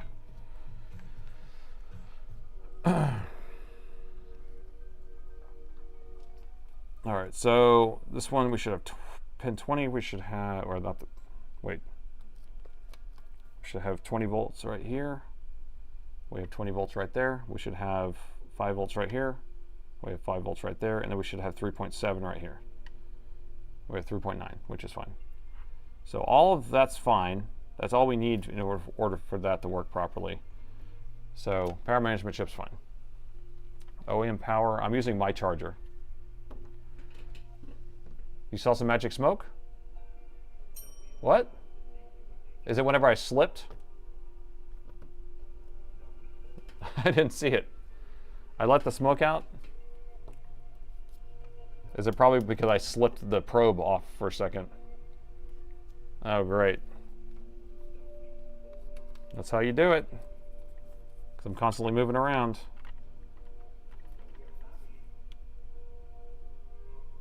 So I think I slipped like that, maybe. It just kind of sparked for a second. Sorry, customer. That's why you're not supposed to watch it live, so you don't cringe. I'm going to look for a board real quick. Now, the thing about me is I'll fix whatever happens no matter what. So the same board. So all these boards look so similar. They all look similar. These are all like kind of the same style. That one doesn't have some of the stuff populated.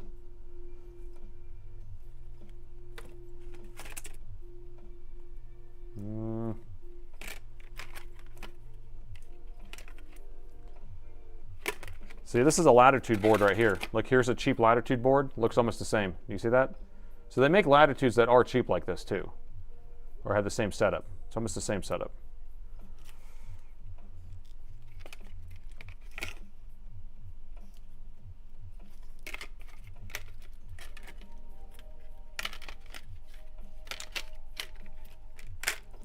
I want to find a donor board. Y'all want to just do the BIOS real quick? Let's try that, because otherwise I need to find a board to mess with. Oh wait, you know what? I think they have a board over here, because I tested with the board earlier. Where's it at? Is it in the bin? Nope, I don't know where the board is then. Sorry, I'm looking around for this motherboard because I want to find the same motherboard so we can mess with it properly. What are you guys saying? Yes, the BIOS. Okay, well, we can do the BIOS because I can't find the board right this second. I can go grab one from stock. This looks like the closest one right here. Yeah, that looks like the closest one. This is the one that just has integrated graphics, but there we go. All right. Okay, so we at least have something to reference with.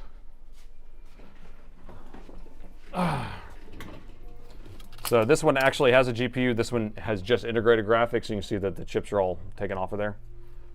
So it looks like a big phone board. Hello. Yes, I'm trying to fix this board that's all messed up. Okay, I'll call you back later. Bye. Okay. Now let's do the BIOS. Let's extract the two chips, and then we'll go through kind of figuring out how to combine them. We're going to have to use, if we use the fit tool, which is the Intel image, what is it called? What's fit stand for? Flash image tool, I guess that's what it is. The Intel flash image tool, it will actually separate it back out into two partitions. So we basically put it together. You put a screen grab. Oh no. Stop making me look so bad, Premise. I'm supposed to look good. You're making me look bad. Wow. Look what Premise just sent. Look at that. Wow. You're making me look bad there, Premise. Oh my goodness. Okay. The battery's still connected. No, the battery's not connected right now. Because I did this. It proves it.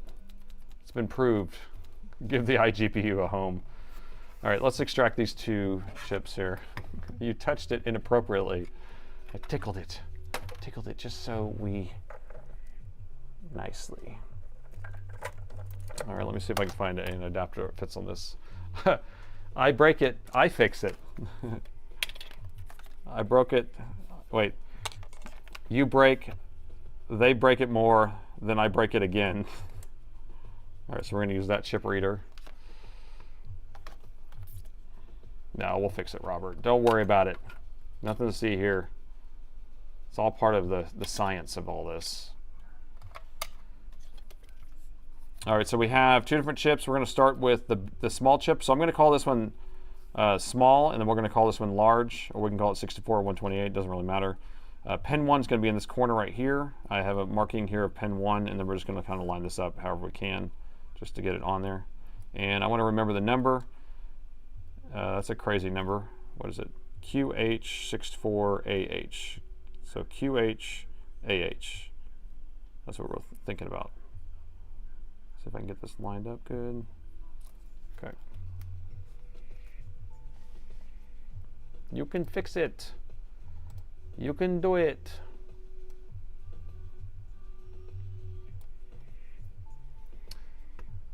Okay, what we got? So detect this, and there it is. Select, read. I smoked another laptop. A new pipe. It's a new pipe, I see. So I'm going to read it. We're going to verify it. And see, that's why we verify it. You see how we have an error. So I'm going to stop it. I'm going to read it again. And I'm going to hold my breath. Now we're going to verify it.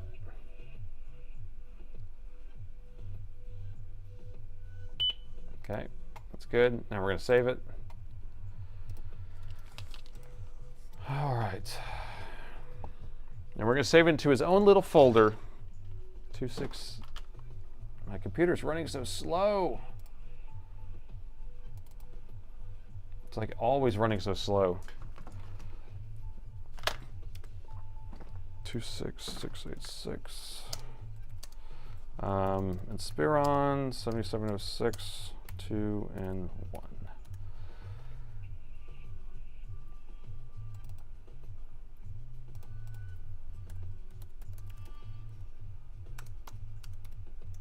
Okay. All right, so that's the small one backed up. Now we got to do the big one, the old biggie. The biggie smalls. The biggie smalls is going to be the same number or the same AH, but it's 128 instead.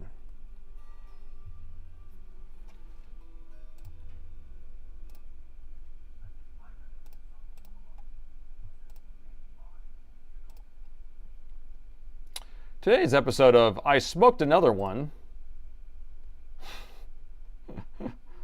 I got some RAM to sell you. You're gonna sell me some RAM, huh? Because this machine's not gonna be fixed. You're like, well, after you smoked the motherboard, is your computer a Dell?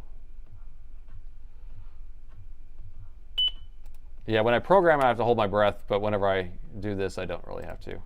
Reading, it's not too bad. Okay.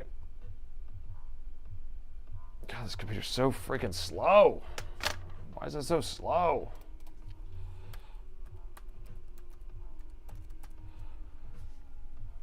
All right.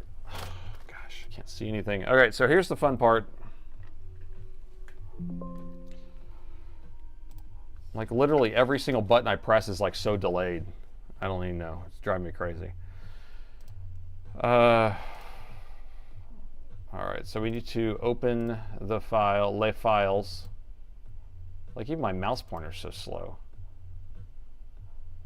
Look at this. It's like, look at that. You see how jittery it is? It's just nuts. I have, is my disk full? I don't think so.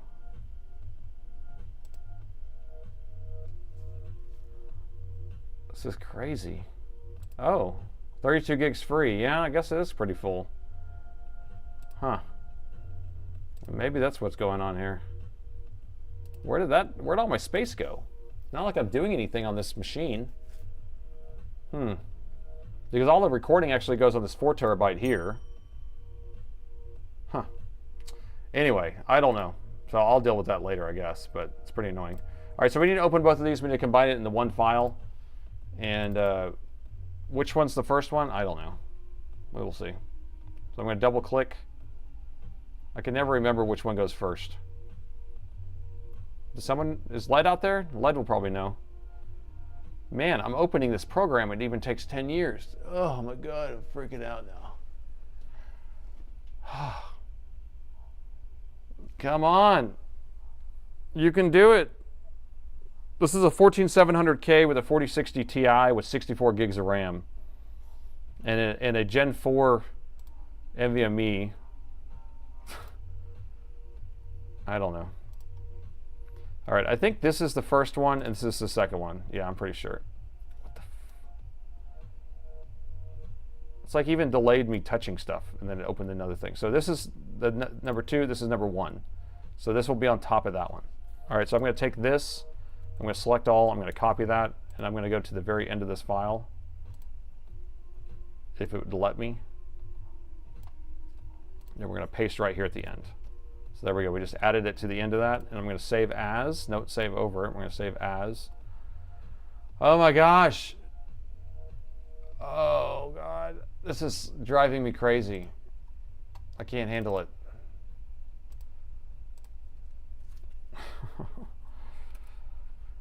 Okay. I know I'm complaining tonight. Inspiron 7706. Combined. Oh my gosh. My mouse isn't even moving when it's doing this. I can't even see my mouse. Okay, there we go. Okay, let me go back here and see what we got to do here. The task manager, let's see what the task manager is. I don't think we're maxed out on RAM or anything because I've checked this before. 87%. My VS Code is going crazy. Let me close my VS Code up, I guess. Although I have my... I can't close that, I don't think. Because Spike is running through it just because that's where I'm editing the power meter. And I'm running it through a Python script that I just opened and launched through my VS Code. What the hell is my window manager using so much for? This is the web view. Discord. I can't close Discord because we need Premise to keep shaming me. Without Discord, I can't get shamed by Premise. All right, let's let's go to Dell's website and download the new BIOS real quick.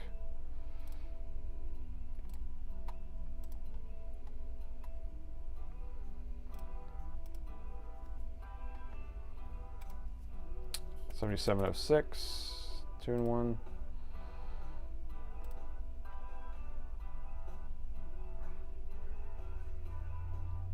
Wow, I feel like I'm using like a old computer. So BIOSes, and then look at all these BIOSes. Look at all them. That's a lot. So I'm going to download the RCV backup file because that's what we need.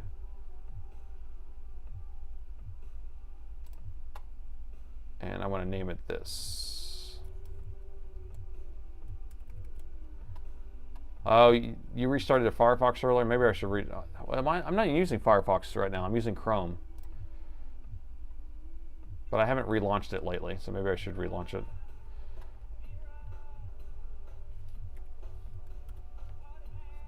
Okay. Cut this. Oh my gosh, it's so slow. I'm gonna freak out.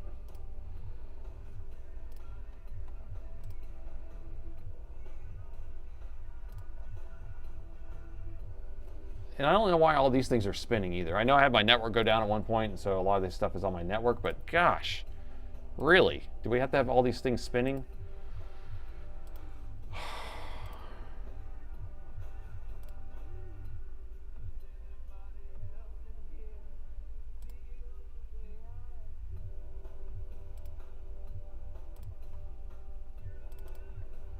All right, I'm getting there. It's just slow going. Yeah, bro, you're working on new tracks for you? Yeah, this is one of my brother's tracks. He obviously sampled Pink Floyd. And okay, so I just copied the name of that file here. I gotta pull chat back up so I can see what you're saying here. All right, gosh, every time look how slow this is. Did you see how long it took for that to pull up? I don't even know what to think here. SSD past 75% is slow. Okay, well, I wonder if it's just a page file or something. What do you think? Do you think it's just a page file using all that space? Because I don't think I have anything using all that space. All right, so I just extracted the BIOS so we can actually take a look at that. I know I'm not explaining this because I explain it all the time.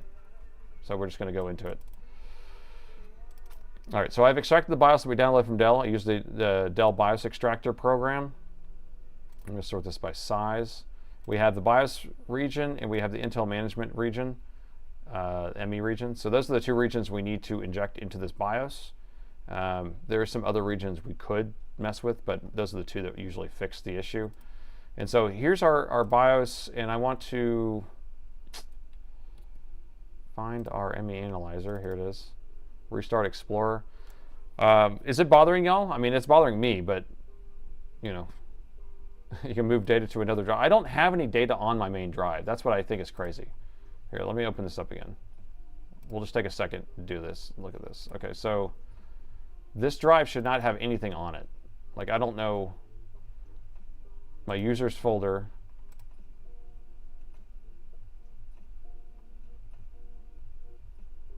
Wait. Users folder. Come on.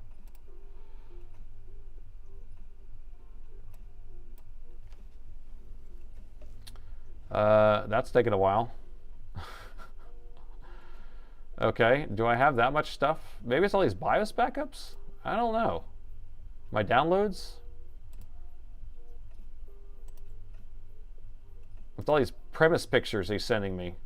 15 gigs is in my BIOS backup. I don't have much stuff in here. My platform I/O might have taken up some space. 51 gigs in here.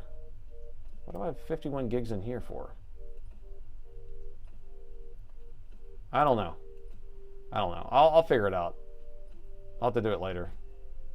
Because all the recordings are on a different drive. It's not a 4 gig drive. 4 gig terabyte. Anyway, we're opening ME Analyzer, which I already had open, I think, right here. And we need to drag our combined file into that, okay? So we need to figure out, oh my gosh, I'm freaking out here. Delete my downloads.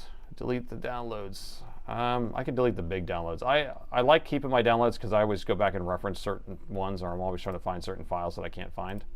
So yeah, I could probably delete some of these big ones because I know I probably have some ISOs in here.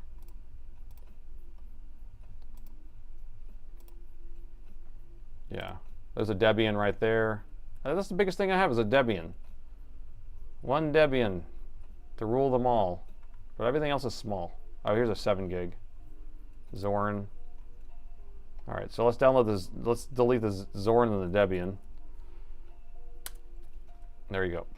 Deleted. And now my computer's fast. I can't believe.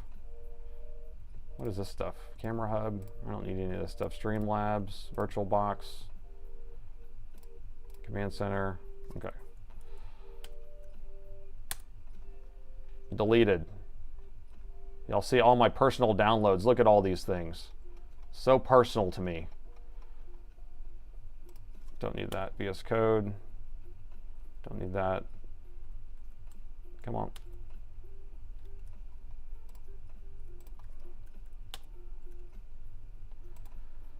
Okay, do we do anything? It's still slow. I need a disk cleaner. 43 gigs now. I swear it must be a page file or something. All right, so anyway, here's our ME. Let's focus on this stuff. Screw the laptop or the computer. It's not even a laptop, it's desktop.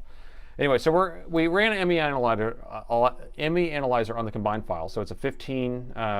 The ME region is going to be a 15, and then the fits tool we need is a 15. This one's initialized. So that's what we're going to open this in so we can deconstruct that BIOS file. Okay, so we need to go in there and find one of those, which was this one. All right, so we're going to go to 15, which is this one right here. And you always delete the folders that you have in here or else you'll have issues.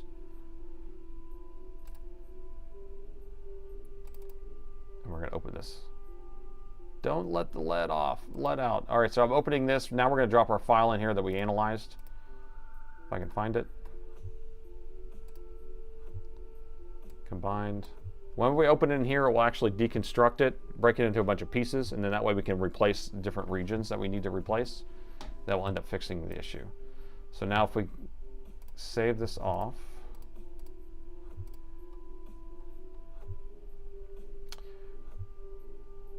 so you're talking about my application data. It's kind of personal, man. Just kidding. Save as.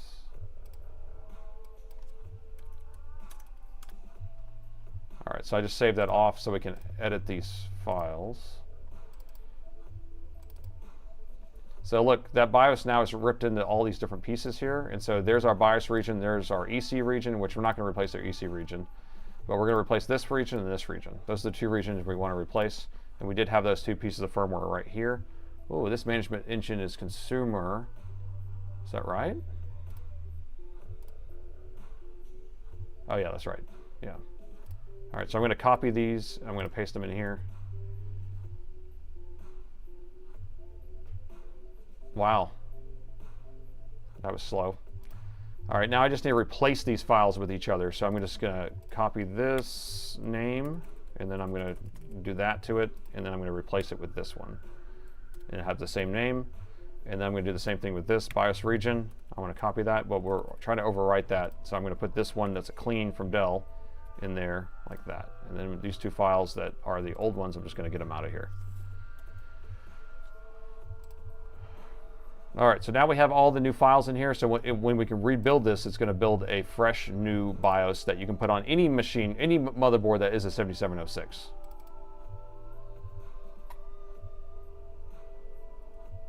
Empty recycle bin. I might have something in the recycle bin because a lot of times I do shift delete, which just deletes it. But sometimes if I forget, then it ends up putting it straight in the recycle bin, which is the most ridiculous thing ever. So we're opening that up. It's going to rebuild it, and then we're going to build that image. Build. Boom. Now watch this. What I think is interesting is, so we go back in here. Oh, wait. No, we don't have to go back in here. Look, it outputted 2 images and a main image. So now we have a whole image combined and then 2 output images already that's already cut up for us. Isn't that cool? So now when we come back over here, I'm just going to paste them in here. So I'm going to call this one Inspiron. I didn't have to split it up. It automatically did it because it's smart. It's smart. Never stop learning. 7706, 2 and 1. Clean ME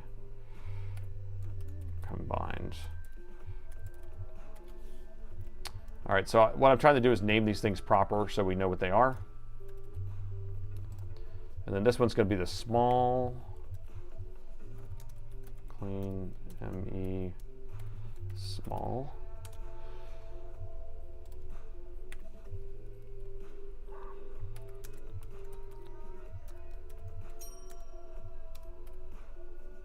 Have you ever thought of doing retro PCs? I mean, we've done a couple different streams on older machines, and we even worked on like a Commodore VIC-20.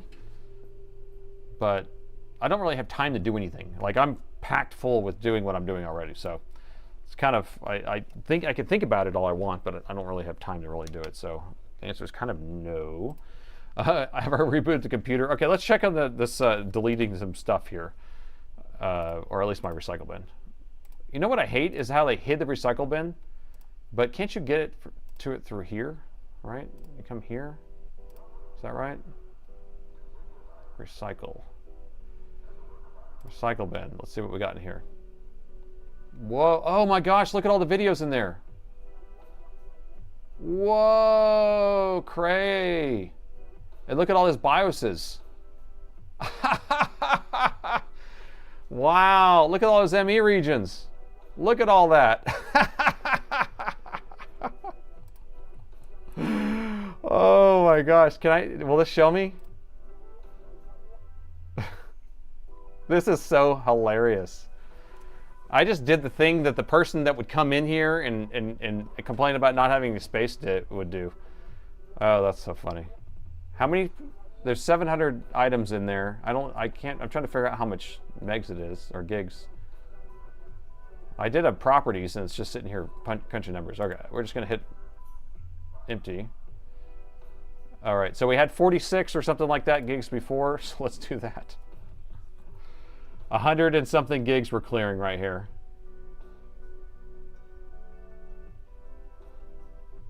That's crazy. Look, this is all the way from a long time ago.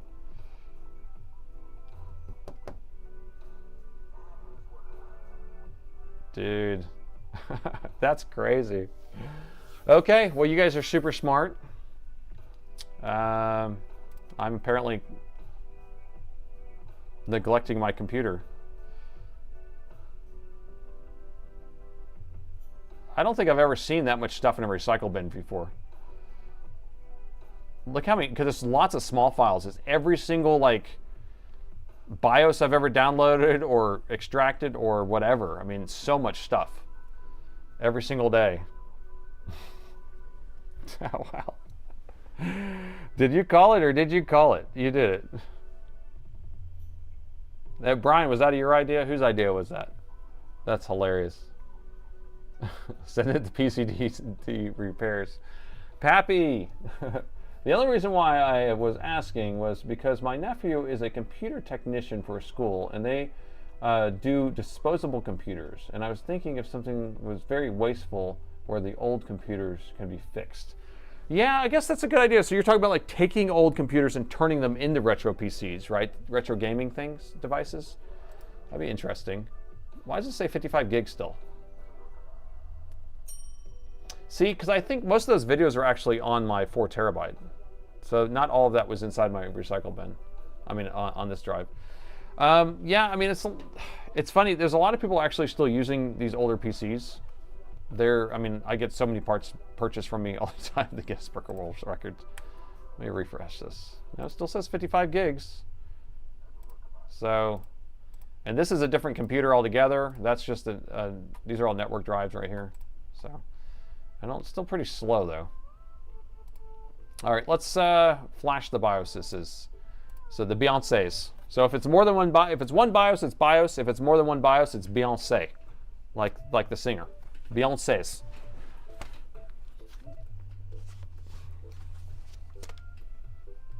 Fragmented NVMe with trim, maybe. Shoot, I don't know. You guys are scaring me now. You guys are scaring me.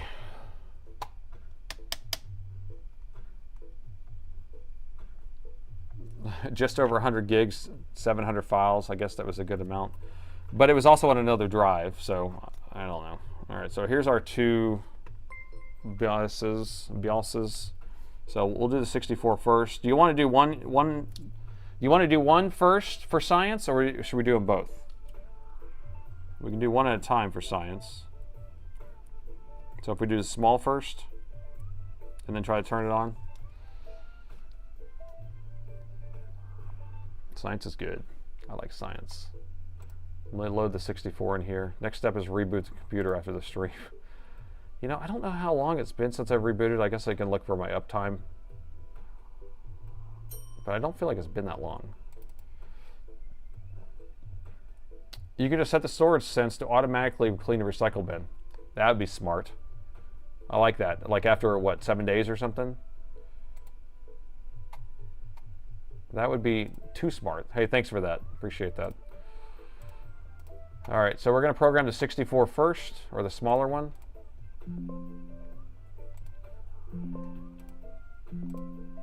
Oh, I haven't. ID pin no good because I didn't select it, because I was still set to the 128. Right-click properties, tools, optimize. Okay. Oh my gosh, this is so slow.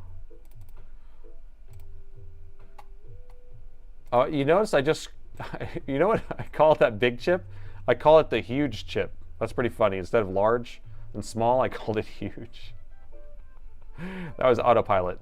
Flash, not default. Okay. You know, I'm so used to just letting it do that every time. This is saying it's just going to do the flash portion, but you're talking about when I load the file in there. I don't, you know, I guess I should listen to you. I've never had an issue with that though. He flashed, not default.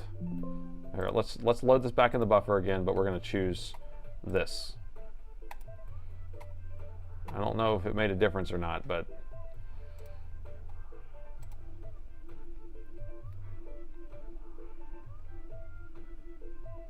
cut him some slack. Cut me some slack. Ditch micro slop and get some disk space. Well, I do have, you know, I have a virtual machine on here for my Windows install, I mean my Linux install. I was considering virtual PCs with a 12 terabyte server. MS PC Manager is not bad.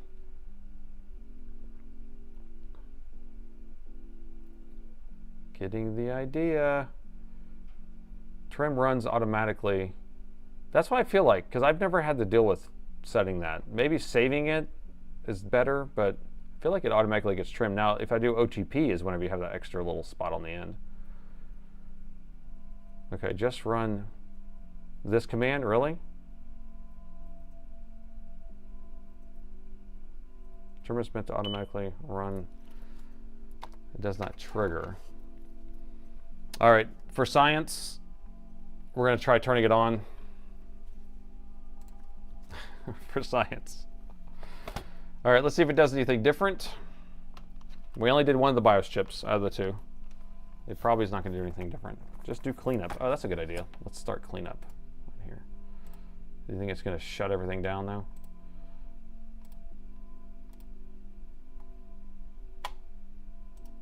Disk cleanup. Disk cleanup is going to clean up everything.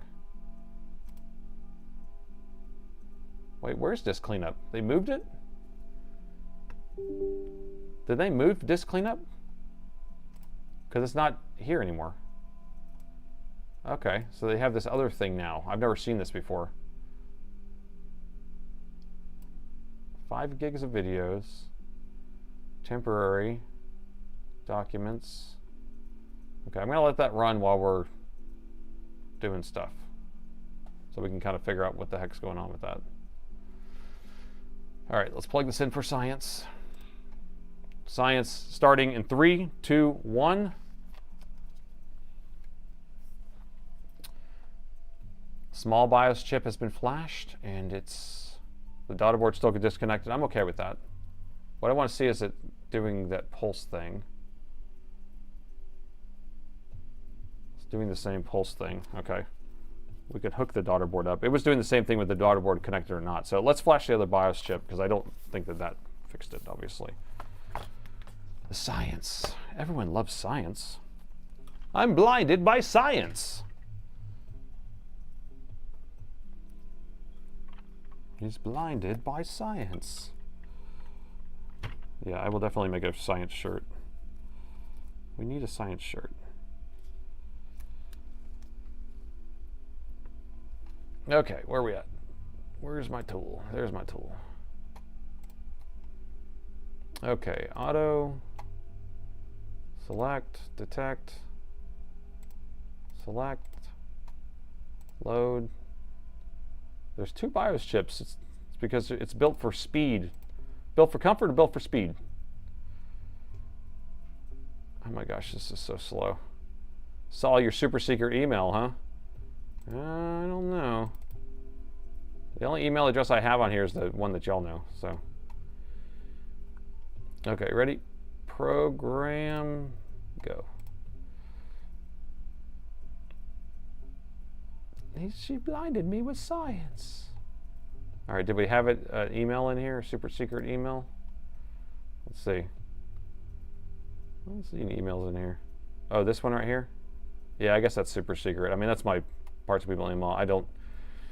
I get so many emails in that box that I barely look at it. So if you sent me something there, I'm not going to get it. I can tell you that. Okay, 130 gigs on my desktop. That's pretty good. I think that's where my BIOS folder is. So system, large stuff, apps installed, 61 gigs, documents, videos. Shouldn't have any videos on here. Temporary. Does this show you the page file though? So this is all BIOSes. I have 130 gigs of BIOS stuff.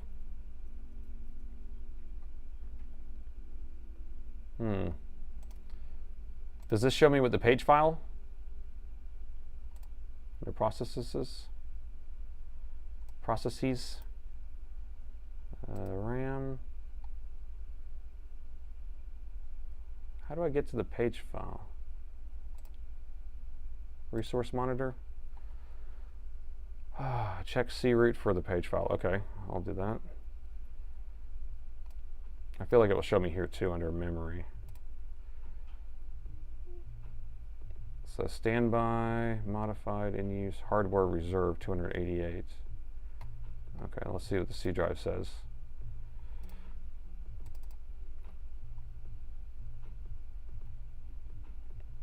"16 gig swap, 33 gig page." So I have 33 gigs in my page. This thing's still programming? Nope, because I moved. Ugh, darn it.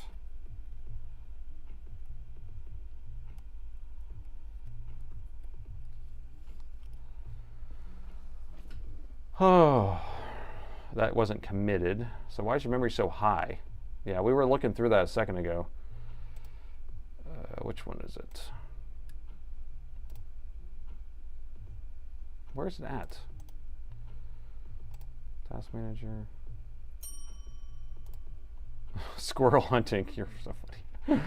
I'm hunting squirrels. Yeah, this thing just keeps going up. I mean, I can close my VS Code for my Dell Power Meter and close this web view thing. Which I think is, that might be my Power Meter also, maybe? Networking GPU. No, what is that web view thing?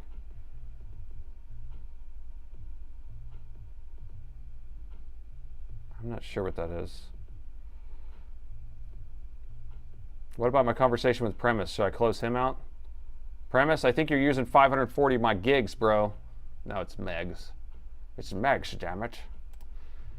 All right. I can't move. Close the 10,000 tabs. I'm very organized on my tabs. So I have most of my tabs closed that need to be closed or opened. They're gonna make me laugh here. This is gonna fail, I can tell, because I keep moving. And my hand's hurting really bad. Yeah, I knew it. I knew it. Hold on. Oh, let me get my hand in a good position. It hurts so bad holding these on here sometimes. And I just need to hold my breath. And then no one tell jokes and no one does anything. Nobody move or we have to start over again.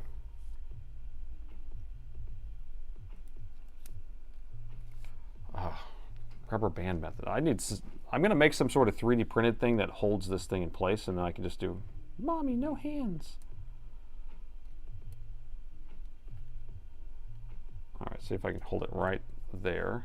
Just going to put my hand over it. Okay, let's try it again. What is your CPU? My CPU is a 14700K. That did not erase long enough. I already know it's going to be bad. 14700K, 64 gigs of RAM, and a 4060 Ti. And it's water cooled.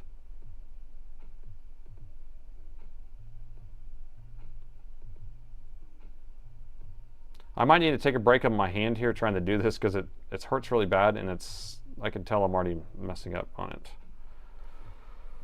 Click on the spinning tabs. Maybe that's what is slowing it down. Yeah, let me kill my Windows Manager. Do you think that would crash everything though? Your Explorer is overwhelmed with accessing all the tabs that you don't use. Here, I'm going to close my Chrome real quick, see what that does.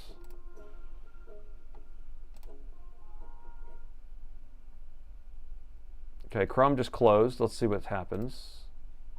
See if we have... No, the memory just dropped for sure.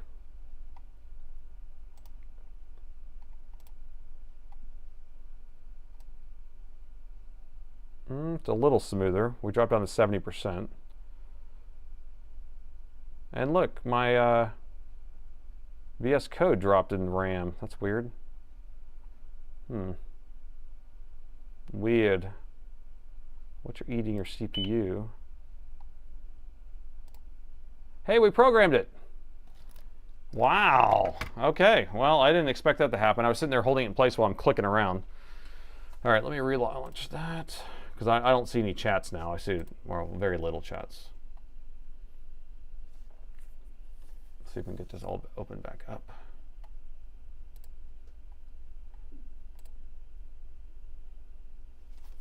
All right, do you think it's going to work? I don't know. I don't know. Yeah, it's laggy again once I open this. Okay, what's running the LLM on the machine? I don't have no LLMs on here. No LLMs. That WebView bastard, turn it off. I think it must be one of my screencasts or whatever for the thermal camera. Okay, I'm going to plug this back in. That was kind of a long drawn out thing there. I'm sorry about that, people. You guys love helping me out though. All right, Spike's right there. I got to turn him around. Still might need to replace that cap. Which cap? Okay, plug it in. Plug it in. 0.01.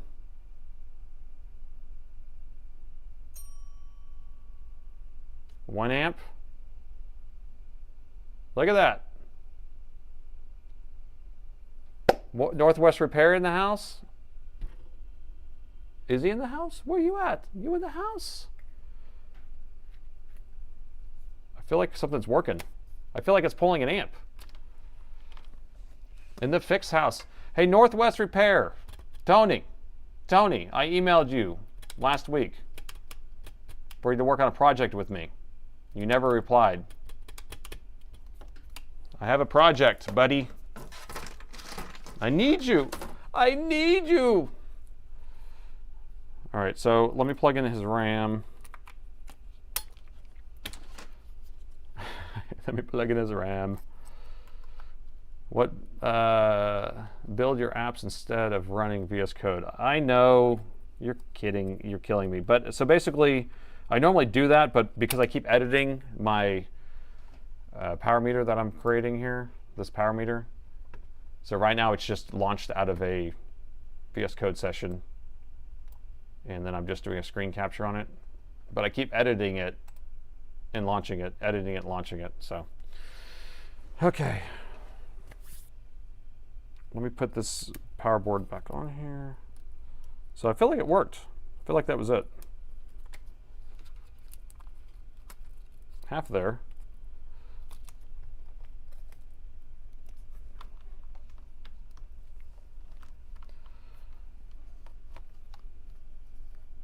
Okay, Robert, you ready? Here we go. Plugged it in. No hands, but pay attention to the power meter. We see it spike up for a second. It's resting. Now it goes back up, back down, and it should come back on. Now we're pulling 1.36 amps. We're no longer going to that kind of blip up, blip down, blip up, blip down.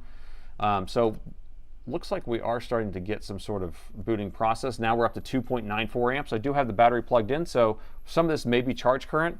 Watch out for the Wi-Fi antennas, they say. The Wi-Fi antennas are far from the actual board.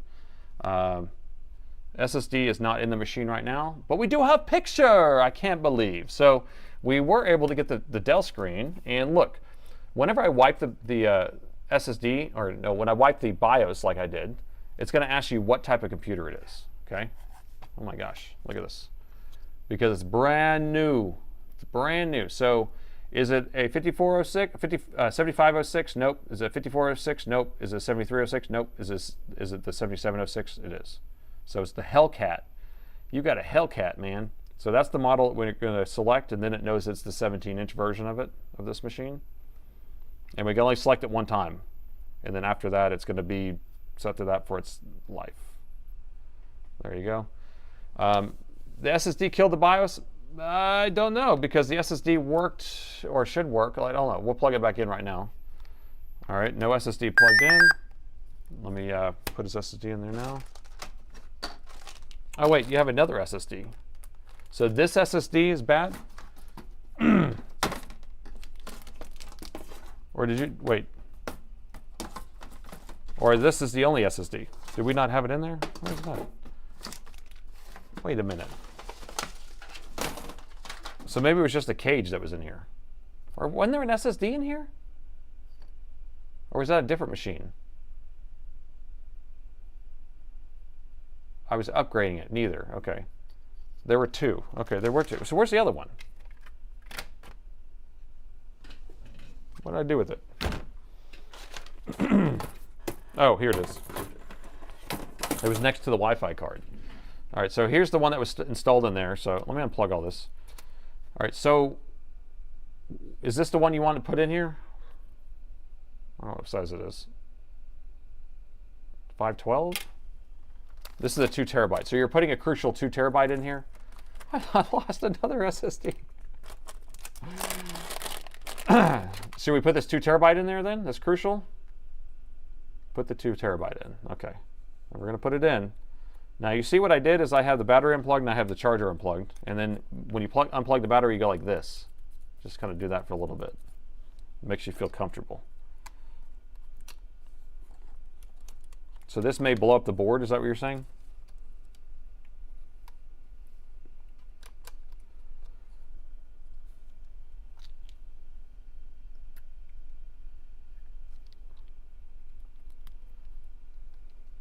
$64 gig, 2 terabyte, Inspiron. Is that what you're saying? Man, you guys bought all the crucial stuff. Yep, 64 gigs of crucial, a Micron or crucial SSD, and now this thing's going to go fast. Here, we'll put the Wi-Fi card in there.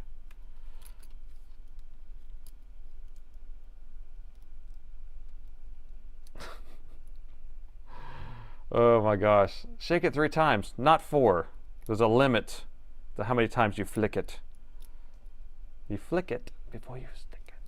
Gen 5, wow, even on top of it. Apparently Crucial wasn't, How many people can put Wi-Fi antennas on like me this easily? Look at that. Genius. How long does it take you to put your Wi-Fi antennas on?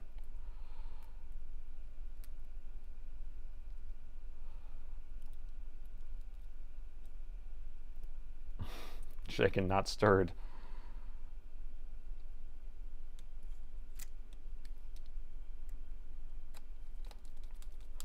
I can practice on my FPVs. But the FPVs have big ones. These are small ones. I guess some of the FPVs may have small ones too, but a lot of times they have the big UFLs. Okay, so that's all on there. Now, is it going to smoke and not work? Are we going to smoke the board all over again? I bricked another laptop. Yep, Crucial is gone to the dark side, the OpenAI dark side.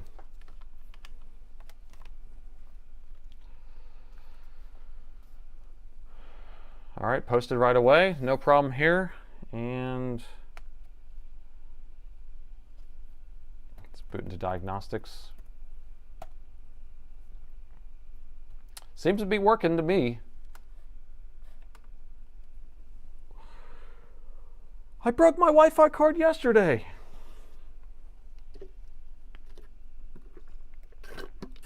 You want OpenAI to go belly up? Oh, I want to tell you something.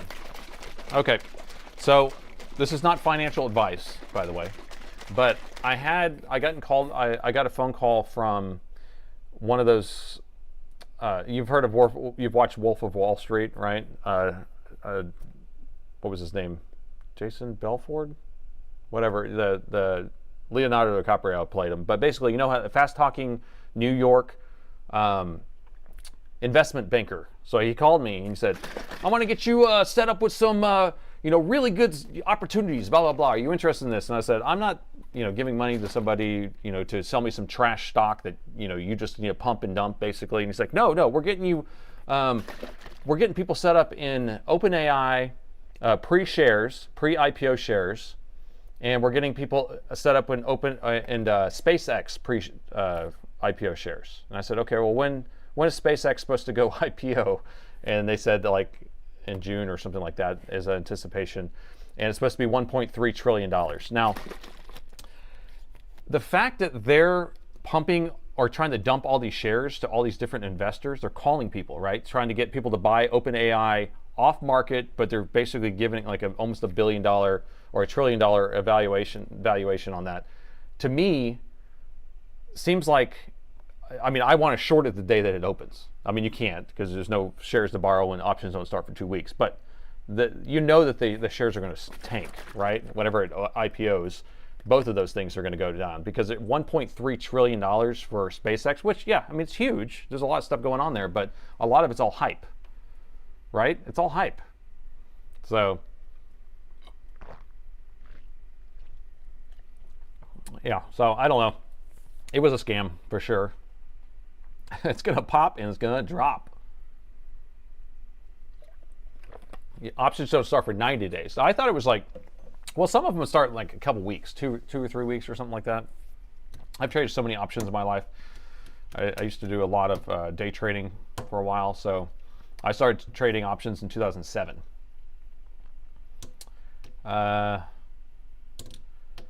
In OpenAI, there's too much competition now too. And then they were like in that circular funding thing where, it's like you give me money, then I'll buy your stuff, and then it circles back and makes our books go up and everything looks like it's better, right? Again, Nathan has business sense.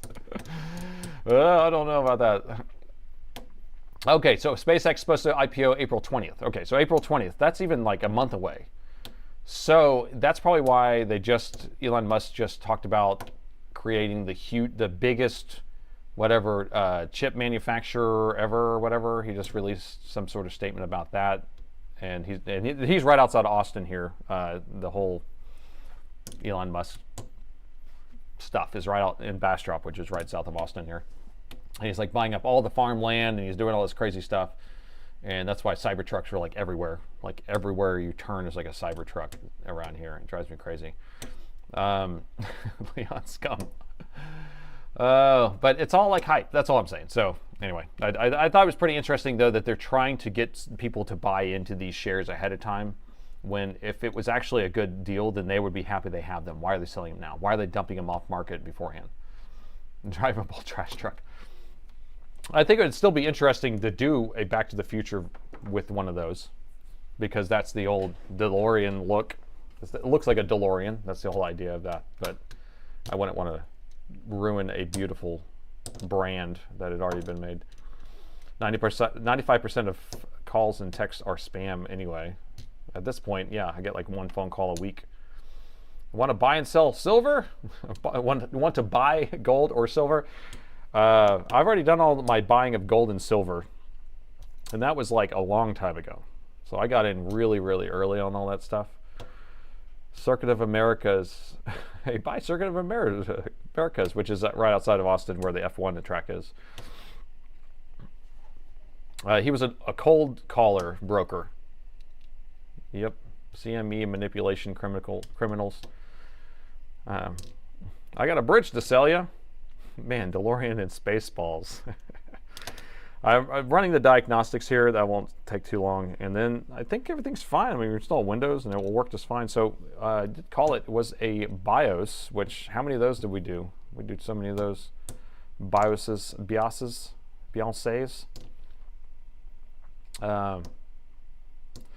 By the way, I'm in Dell stock. I own some Dell stock, just a little bit. Starting mining in space. Gold would drop dramatically. I need to clean my ducts. Gritty, you're so funny. Herman Miller store is at the Domain. Are you kidding me? Okay, well then I will go down to the Domain. Domain's like right up the road from me. Ariel BC. Okay, I'm going to do a screenshot of what you just sent there. Maybe it's all these screenshots are taking up all my space. The Intel building will gobble up the canes from TSMC using them. Cold call equals let them pray you're on a call. Especially two BIOSes in one system. That was fun, right? Now you know how to do a two BIOS split one. Oh, mining on the moon. Oh, did anyone see Project Hail Mary? Anyone read the book first, actually? Are y'all Andy Weir fans? Love me some Andy Weir. Yeah, I saw it last week. We saw it on Friday, me and my daughter, but we did it in 4D. It's called 4DX, and the chairs move, and it sprays water on you and air, and it punches you in your back. Pow, pow. I don't recommend it. Booth family, welcome to Save Another Laptop. Wow, thank you. Wow, I saved your laptop, and you are now one of my Tier 4 members. Thank you so much for that. All right, this is running here. And I'm not going to sit there and go through and install Windows on it right now, but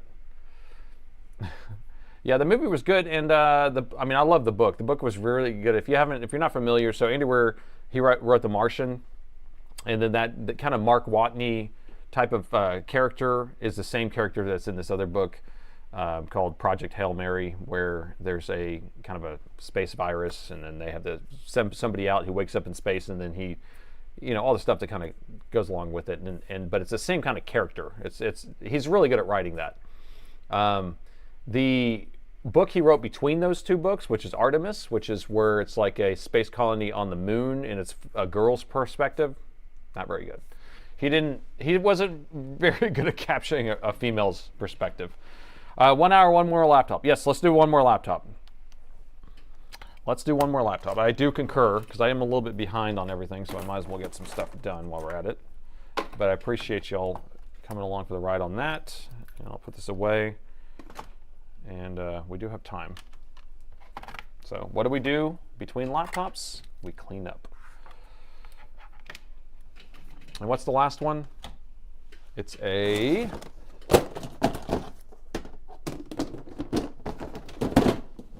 Alienware. Oh, great. It's a beast. the beast of burden. Wow. Let me make sure there's no personal information. God, me and my personal information.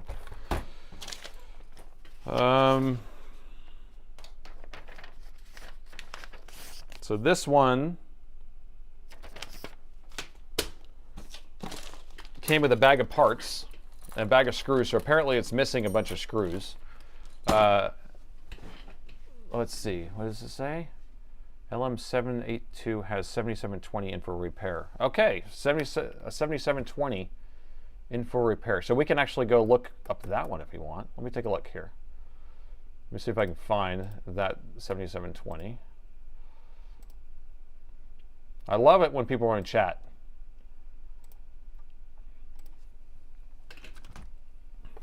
$77.20.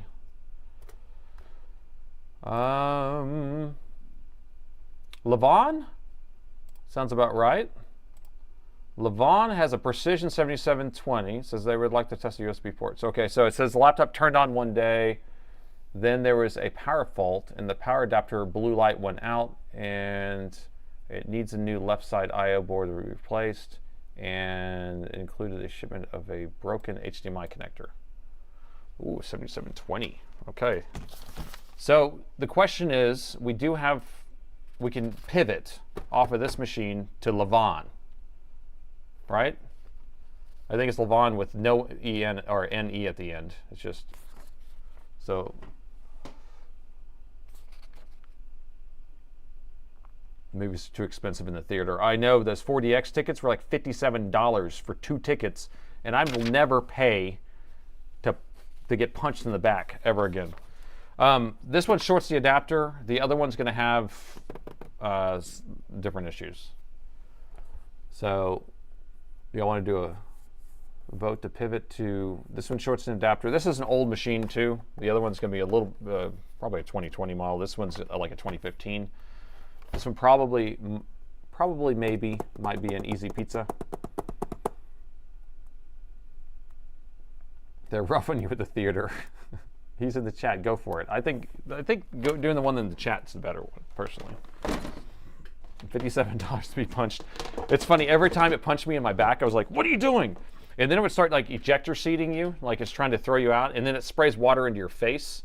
And then it has these air jets that are like spraying air in your back around you.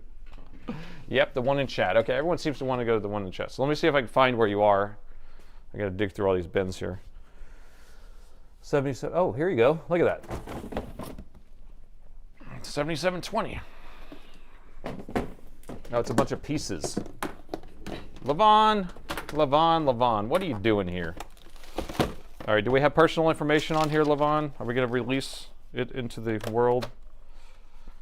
All right, so 7720 is a nice 17-inch precision laptop. This thing was $5,000 probably new, maybe $3,000, $4,000, whatever it takes. So these are really good high-end machines. Now it is getting aged. I think they're on the 7780 right now, or even higher.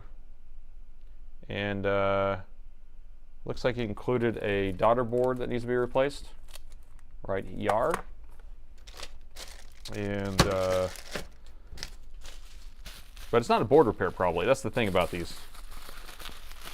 If it's not a board repair, then what are we doing here? All right, so, or is it a board repair? It says, turned on the laptop one day, there was a power fault, and the blue adapter went out. Okay, so it is shorting out the AC adapter. Also needs the left side of the port replaced. All right. So, Levon. So here's what our issue is. Let's take a look here.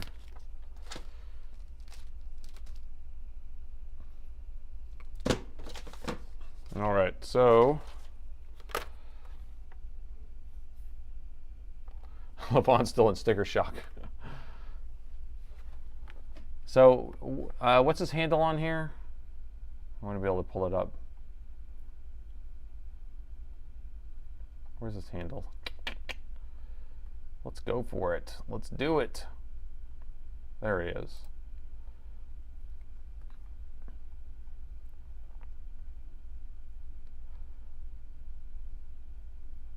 right.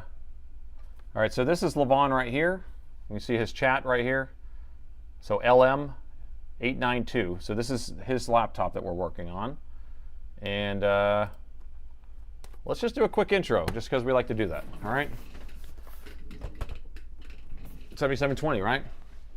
All right, new day and another laptop that needs to be saved. And this time we have a Precision 7720. Now this one was set in by Levon, and he's in the chat right now. And he says that the laptop shut off one day and it turned off the light on the charger and it never came back on. He also needs this other USB board replaced. So I haven't taken a look at this yet. Let's take a look together and see if we can get this figured out. That was mediocre. That was mediocre. All right, so let's go ahead and see if it powers on. I don't want to really plug the charger in if it 6.7 intro. I don't want to plug in the charger if it does short it out. So Levon, does it short it out if we plug it in? Because it's not a good thing to do. It's a bad thing to do. So let me open it up. Let's just measure the power rails and make sure that we don't have an issue with that before we do that. Take this off. Now this is a very modular machine. It's like I just flipped the switch, this board came off right here, and then this cover can come off with 2 screws right here.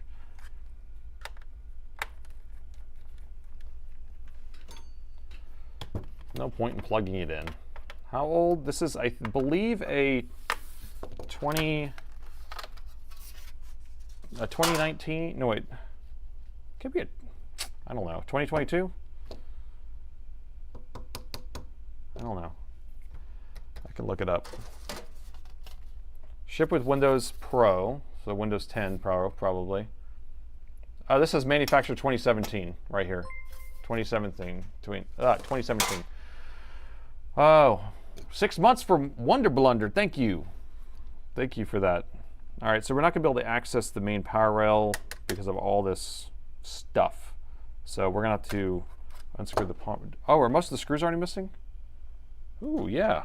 There's no screws in here. I like it. Let me take out this SSD. Can we just raw dog it? We can't raw dog if the owner's nearby.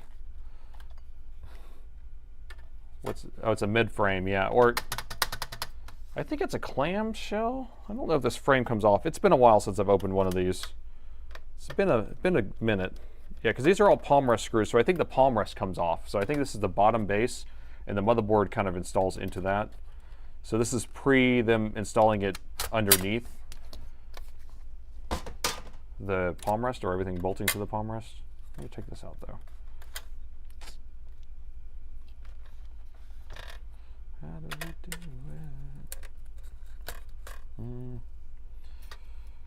The music stopped. I realized that because we rebooted the browser. The browser.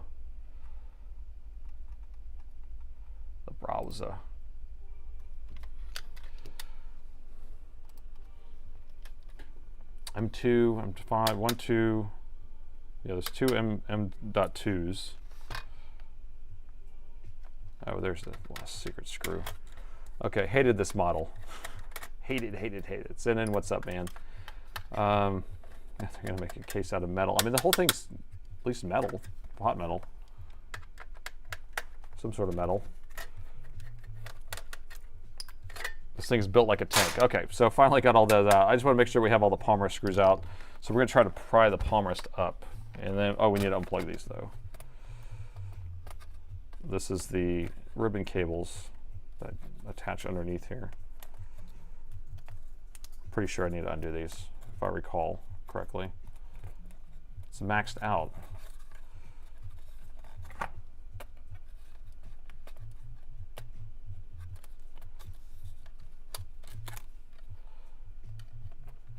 Okay. So let's see if this lifts up now. So I think we need to pop the keyboard out.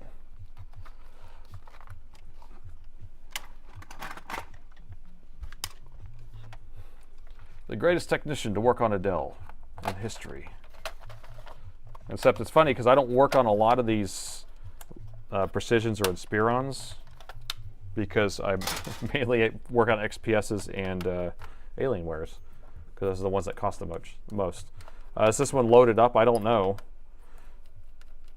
Do y'all want to see how much RAM it has? This has 4 slots for the RAM. So we have 2 underneath the keyboard and 2 on top. And usually these things can max out like 128. So we will see. This thing has a million screws though on the keyboard.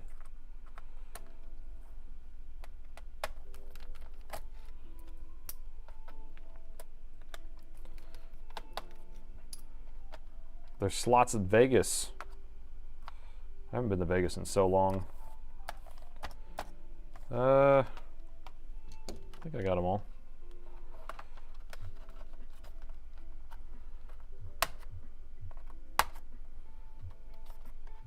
Yet I feel like there's one more somewhere. Where's the secret screw, people? There's always a secret screw.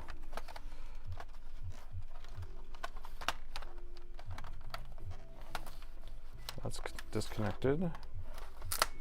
It's just sticky. Okay, there we go. Got it. And the keyboard is out.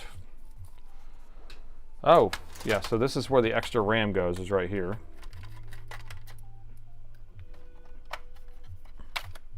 And there's no RAM in there. And we have just 2 sticks down here. So there's 4 sticks that can go in here, possible. 16 gig DDR4. So it has 32 gigs of DDR4. So that's not super maxed out. And there's 1 NVMe in here. There you go. All right, so let's lift this palm rest off so we can get to the motherboard, the Motherboard. Extra RAM. Yeah, usually people have these things completely filled up. They're like, it can take 4 sticks, I'm putting 4 sticks. All right, there we go. The palm rest is almost out.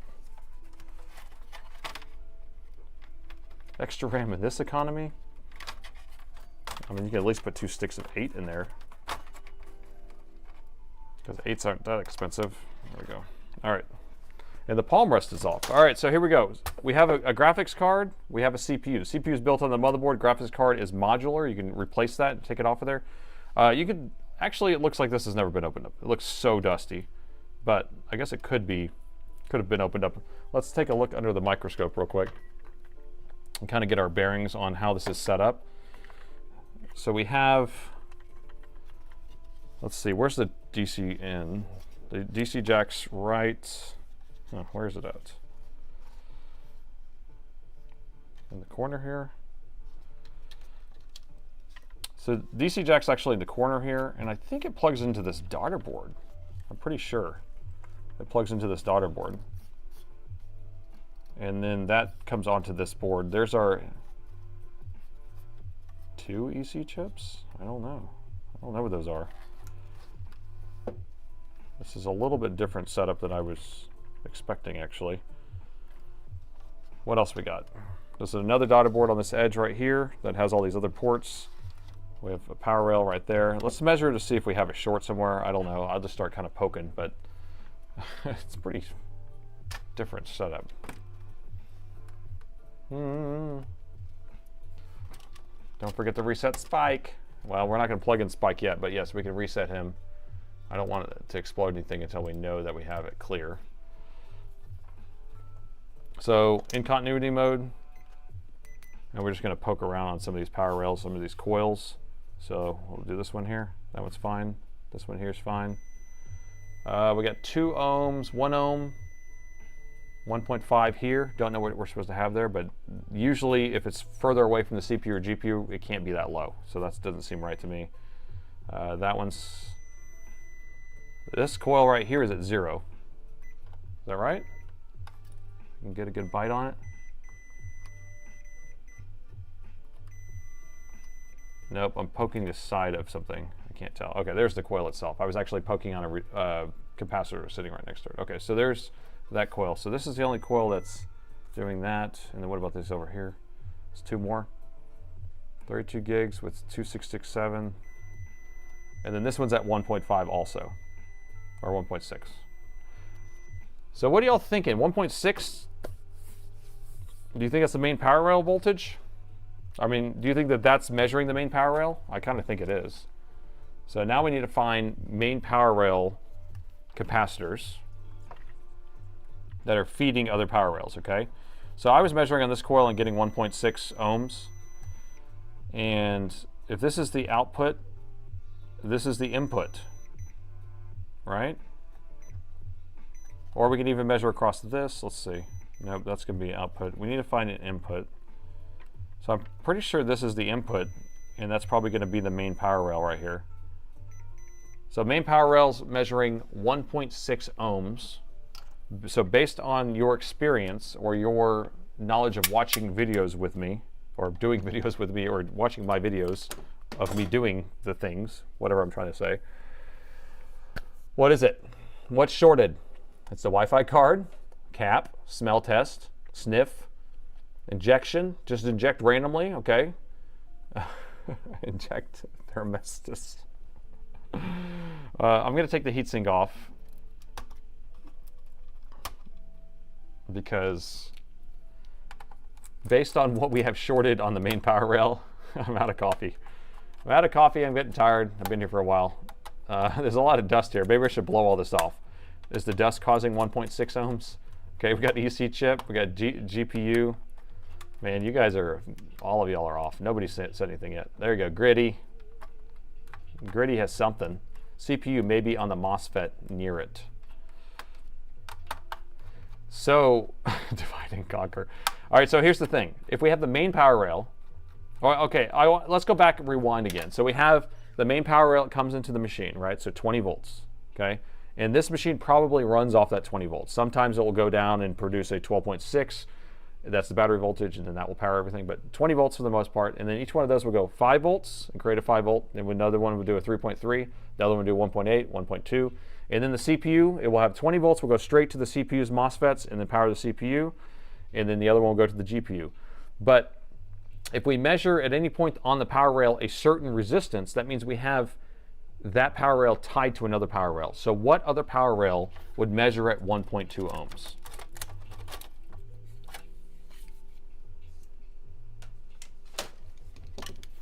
Cap. Okay, cap would be closer to 0. So if I measured it, it would be 0 ohms or 0.2 or something like that. So it's not a cap. RAM power rail. RAM power rail would still be a cap if you did that. But RAM power rail in general, if there's no RAM in there, then you would have open. You know, we have RAM in there, so maybe it could be like 20 ohms or something. There we go. Premise said it. Tessa said it. CPU. Because CPU MOSFETs will have a higher resistance than 0. It would usually be between like 1 and 3 or 4 or something like that. So here are 2 power stages right here for the CPU. And so I'm going to measure these, and I want to see what resistance we have here. Okay? 4 ohms. So that's not, what about this one? 4 ohms. So that's not the one that we're looking for. Let's try this one over here. 15 ohms. That's not the one we're looking for. Okay, what about on the GPU then? Let's check the GPU. Not the GPU. I don't know. There must be power stages on the other side because I think these are probably going to be for the iGPU, maybe. 0.5. Oh, I mean, RAM. I still don't think it's RAM. I think it's the CPU still, but I'm not measuring that. I'm going to take the RAM out though. I'm going to look like a fool if it's not what I think it is. The GPU is modular, baby. Who does it like that? You never. It's not that hard to put a little slot in here and sell a GPU separately. So it's still there, and this is still only 4.5. So I don't think it's a CPU, except if we inject right now, we should see the CPU warm up. Is it liquid metal? That's not liquid metal. This is an old machine. It's not going to have liquid metal. All right, let's inject some voltage. 1.5 ohms, so we can, if we do 1 volt, it's not even going to light up barely, but it's something. Maybe we can get a 1.2 volts if we need to. That's about as high as I want to go.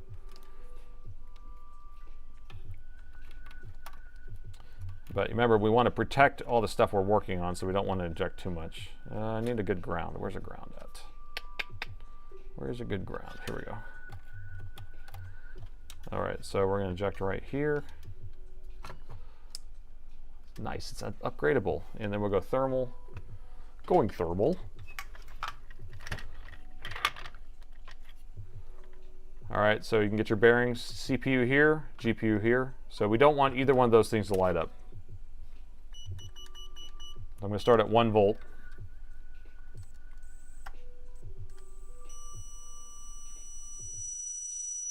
CPU. I can unplug the display if you want, but you see how the CPU is lighting up? Is it right? Oh, it's kind of pinpoint too. But it doesn't necessarily mean it's bad, but something to think about. So we're going to have to pull the board out all the way because I only see 2 power stages here, and the CPU is going to have more power stages. So one of the MOSFETs is probably shorted.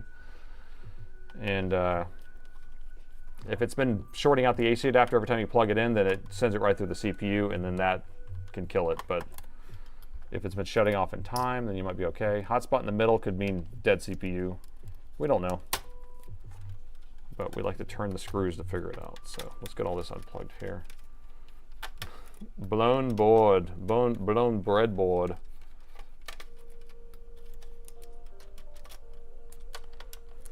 Okay, it's dead, Nate. Just move on. I got more laptops. Should we go grab another one? We got the other one we were going to work on anyway. No, we're going to see what we can figure out because we might be able to fix this. So this is the sideboard. Oh, is this the board you want me to replace? I don't know. Yeah, HDMI. Oh, and the USB's gone. Look at this. There's no USB port in the middle. It's like missing completely. Will it focus? The USB is completely out of this hole here. I don't know why it won't focus, but there you go. There you go. It's hollow. Crazy. You can't go to sleep yet. When can I sleep? First MOSFET. I think all the power stages must be on the back of this board. That's the only thing I can think of, because I don't see anything on this side. And if the CPU is a 1.5 ohm short, it's definitely heating up. Bluetooth 1.2. USB purpose is to fail. It's the third one today. At least it's the third one. Check the fuse. What fuse? There ain't no fuses in this thing. There's never a fuse. It's never the fuse.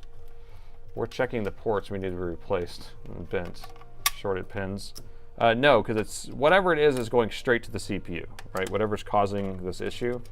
So that's what we need to fix, is the actual short that's going to the CPU. But the only way that the voltage from the main power rail can get to the CPU is if one of the power stages on the CPU is shorted. So it's basically, it's supposed to be pulsing on and off, so it takes the 20 volts and produces 1 volt or whatever, and it's just stuck as a wire. One of them is. And so we need to take that one off and put a new one on so it can resume its pulsing. It's a capacitor. No, it can't be a capacitor, man. It has to be a MOSFET. It has to be a MOSFET. Okay, I need to unplug something. I can feel it in my bones. Dell protects the fuses. Dell just doesn't ship fuses, or they have fuses and they never blow. Never blow.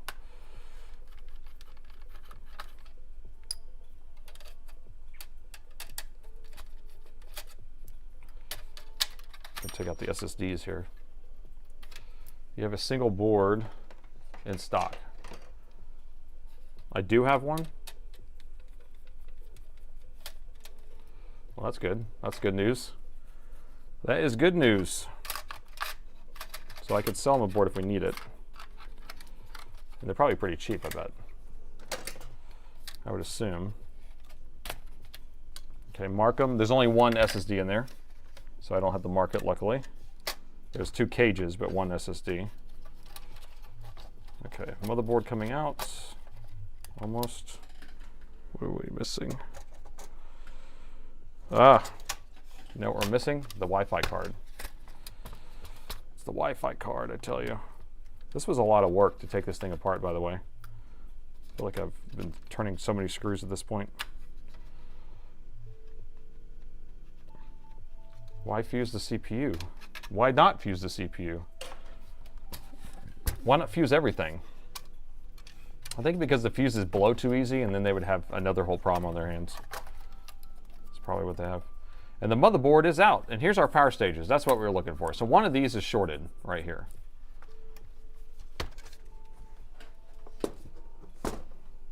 One of these are shorted. Which one is it? I don't know. I don't know. Take this thing out of the way.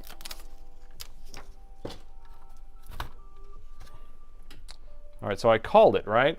I called it saying that this was a CPU short. So if I'm correct, then one of these coils, or all three of these coils, will measure that exact resistance that we have on the main power rail.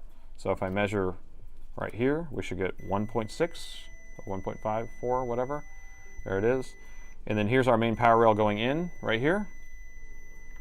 And then it goes in through one of these and then comes out to over here. And then now if I just measure here to here, we should get 0.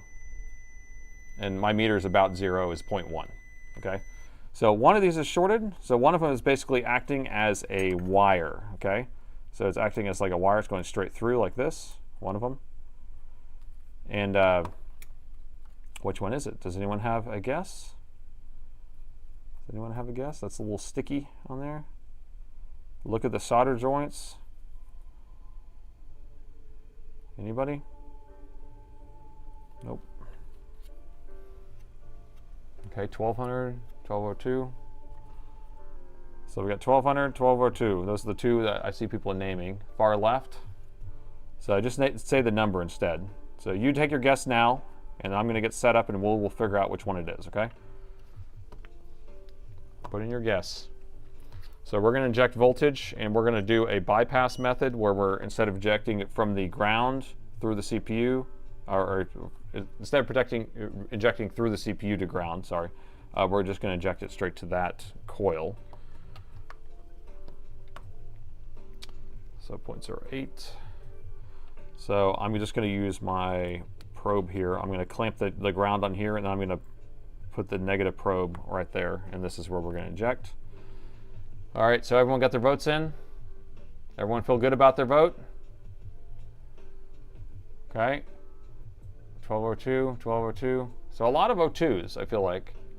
And some 00s. There you go. Thank you, Senan. You just changed my view for me. Thank you. All right, here we go. 3, 2, 1.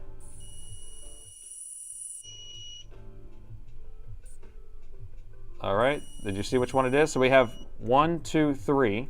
So now if we look back, this one right there, and that is this one. So here's our bad one right there. So this one is acting as a wire, and all the voltage is coming straight through it, right there. So it's basically coming in through this, and then all these pads right here are just going straight out the other side when it's supposed to be pulsing on and off. And because it's shorted, it's messed up, man.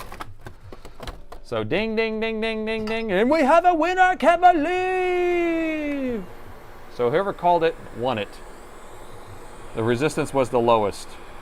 All the resistances were the same because they're all connected together. I have the wrong tip on here, but we're gonna go with it. We're gonna go with it. I usually like the smaller tip for this.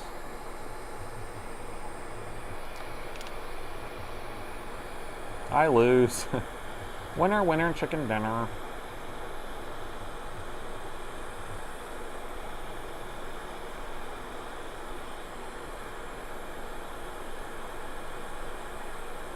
Come on. Change my tip out. What she said. All right, we got that taken off of there. All right. Let's see. Is the short gone now? And the short is gone! And the next contestant is the Price is Right! Okay, what chip do we need? So we need to replace that with something. So it's an 81382? 813882? Something, something, something, something. All right, let me dig down to my precision boards. Precision boards. Precision, precision. Oh.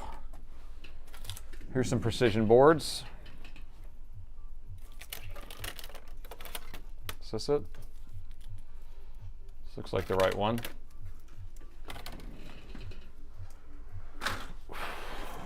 Let's see.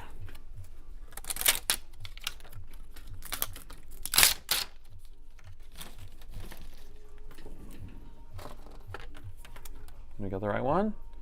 A1 381 whatever I said. 81382. 81382. All right, so we got one of these. Let's just make sure these aren't shorted or anything like that, because, you know, brand new chips sometimes are shorted. So not shorted across here. So again, I'm just measuring across this to see if we have a short across one of those. They're all fine. Everything good? Everything happy? So now we'll just grab another one of these. I'm going to change my tip out while I'm thinking about it. How am I going to get it off of here, though? It's so hot.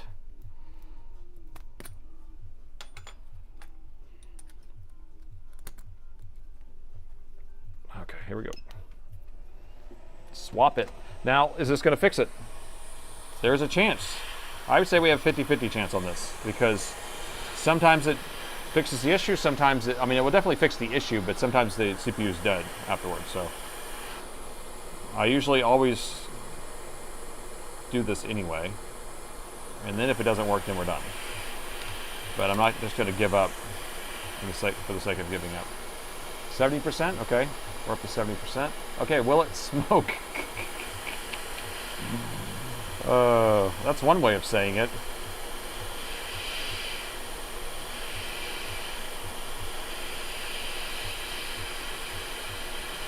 Okay, got that. 50-50. It's 50-50 right now. That's going to smoke.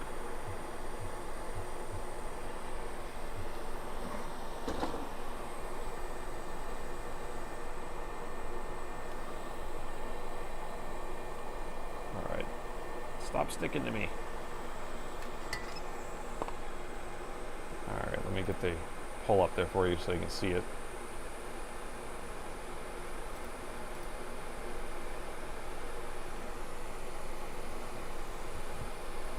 There you go. All right, get your votes in there. Only 5 people on Twitch voted. So on Twitch, we have a poll running. 100 people are on Twitch right now, or more. So go ahead and do your vote. It's right above the chat there.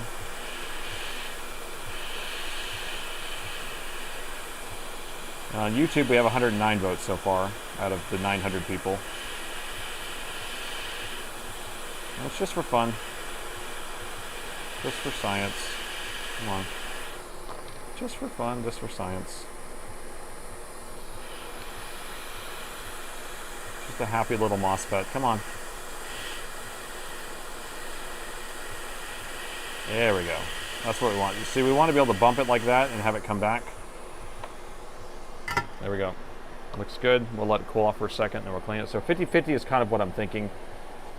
But again, when you're shorting out the charger every time you plug it in, if the protection MOSFETs aren't protecting the board, then it's the CPU is doing it, and then the charger has to shut itself off. So I also want to check our input MOSFETs to make sure those aren't blown.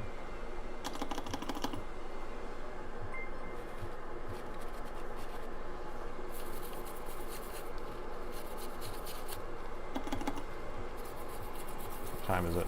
We're getting close, huh? DR Moss, powerful shield. Strong like bull. DR MOSFETs are strong like bull. Okay, so that's all clean and brand new. Let's check the protection MOSFETs, which are over here. So these are the guys that are going to be shutting off the main power rail right here. So we have one MOSFET, then another one. Okay, so I just want to make sure these aren't shorted. If these are shorted, then the CPU is probably done. That's not shorted. That's not shorted. Okay, that's good. And then we check the main power rail right here. We're good to go. So no short. Boom. Okay, well, I think we might get picture. I don't know. Let's see how many people. 71, 78, whatever it takes.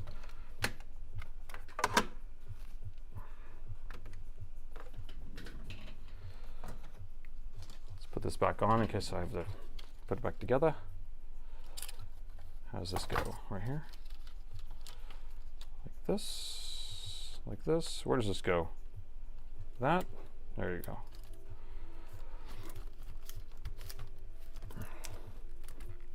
The quick and dead. 9:37. Yeah, so I have about 20 minutes left. And hopefully we can get a picture on this, and then we can do some just chatting at the end. Because I've been skimping on that lately. Anything else? We need the daughter boards. Although this daughter board's trash. I don't think we need the daughter board to even turn it on.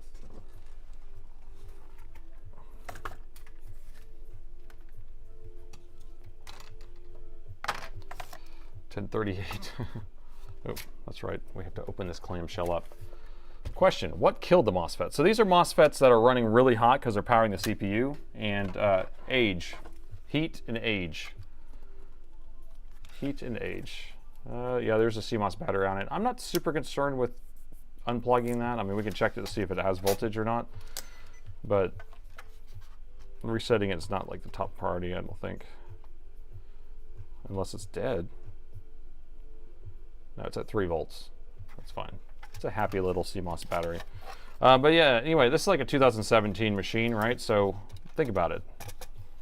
What kills everything? Getting old, of course. Getting old.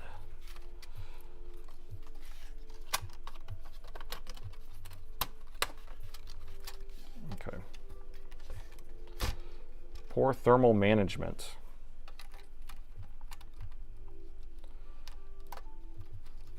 Plug in the screen. I'm only going to plug in the bare minimum. Just enough. Just enough. Just enough. And then I always go through and do everything at the end or tomorrow or whatever to clean it out and get it ready to go all the way. I'm going to use my big drill on this one. Here we go. Oh, got to make sure it's lined up right. There we go.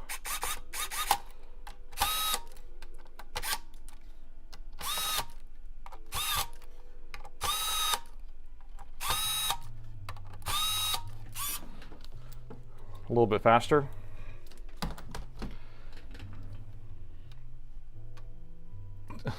Go pit crew. Zoom, zoom, zoom, zoom. Okay. So I don't think I need these daughter boards, but we can plug them in anyway. There's that new one you sent.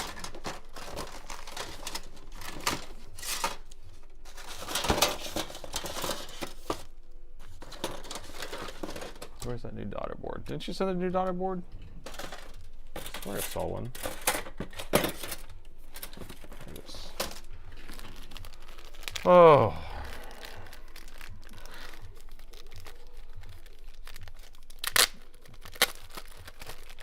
Age kills new electronics.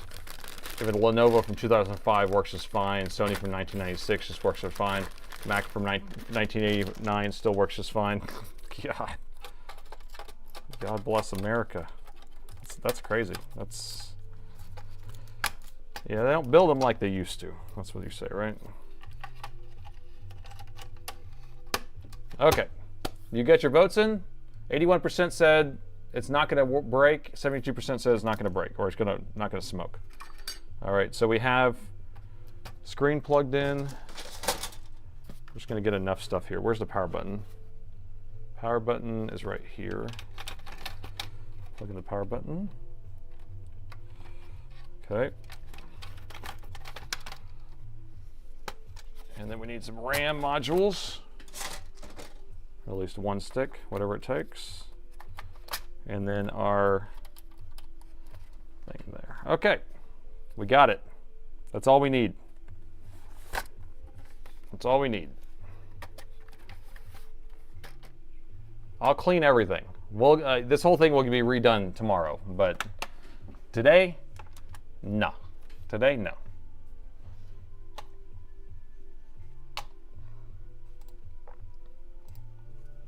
All right, so now we can plug in the power.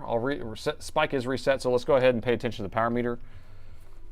Plugging in the power in 3, 2, 1. Okay, we have 0.02, which is good resting voltage, or current, excuse me. And spike's just sitting there chilling, so I like it. You ready? I don't think CMOS reset's super important.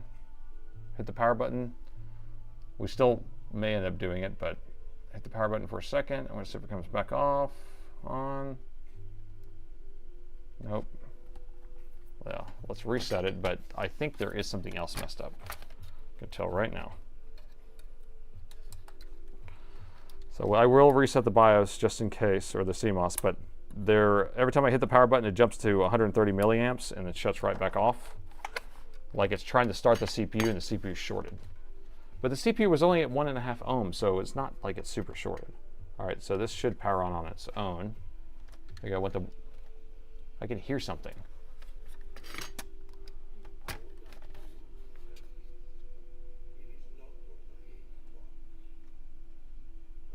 I'm going to unplug it.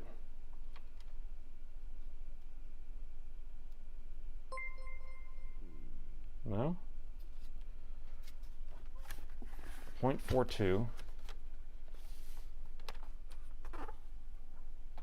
Music. Dun, na, na, na. Now every time I press it, it spikes to 400 milliamps and shuts off. I think the CPU is toast. No, second bad MOSFET, I mean, I don't know about that. Could the PWM controller be bad? I don't know about that either. Okay, let's try turning it on. Your stomach's growling. Let's try turning it on with the heatsink off. We don't need a heatsink. I don't think this thing can power off a USB-C.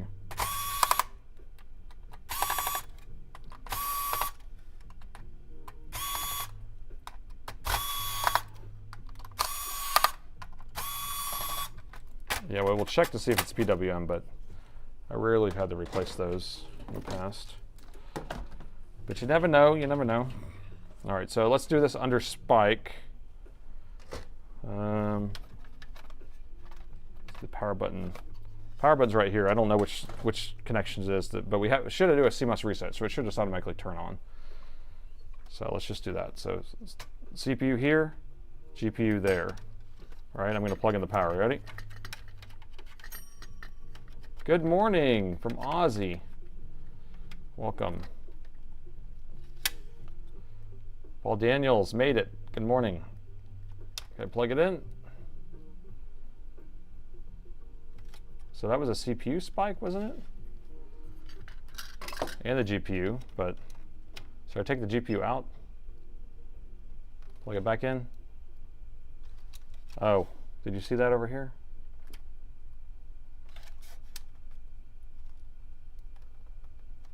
Right there. Whatever that is. Should I take the GPU out since we can? This is the GPU right here. That looked like a really organized type of heating. But this one looks a little strange. See, it's barely coming on and shutting off.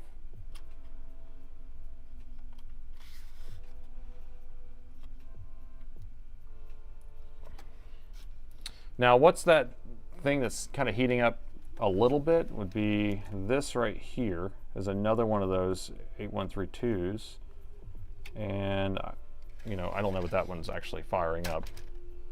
Really can't tell. Yeah, my light ring. I have to turn off my light ring in order for it to cool off enough so then I don't have that circle there. See my hands, you can see my hands reflecting up here because it's using the thermal, and my hands aren't even in the shot. I'm just above the motherboard and the thermal is reflecting. The light is off right now. See, the light's off. So that's what I'm saying, like my hand just being above it gives that effect. See that? Because it's a heat signature that's actually picking up. So the graphics is removable. I'm just going to take that out just because we can.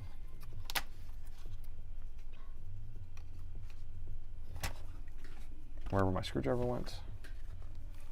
Bad BIOS? No, it's not bad BIOS. I think it's trying to start the CPU and having a short, because I think the CPU got shorted, personally.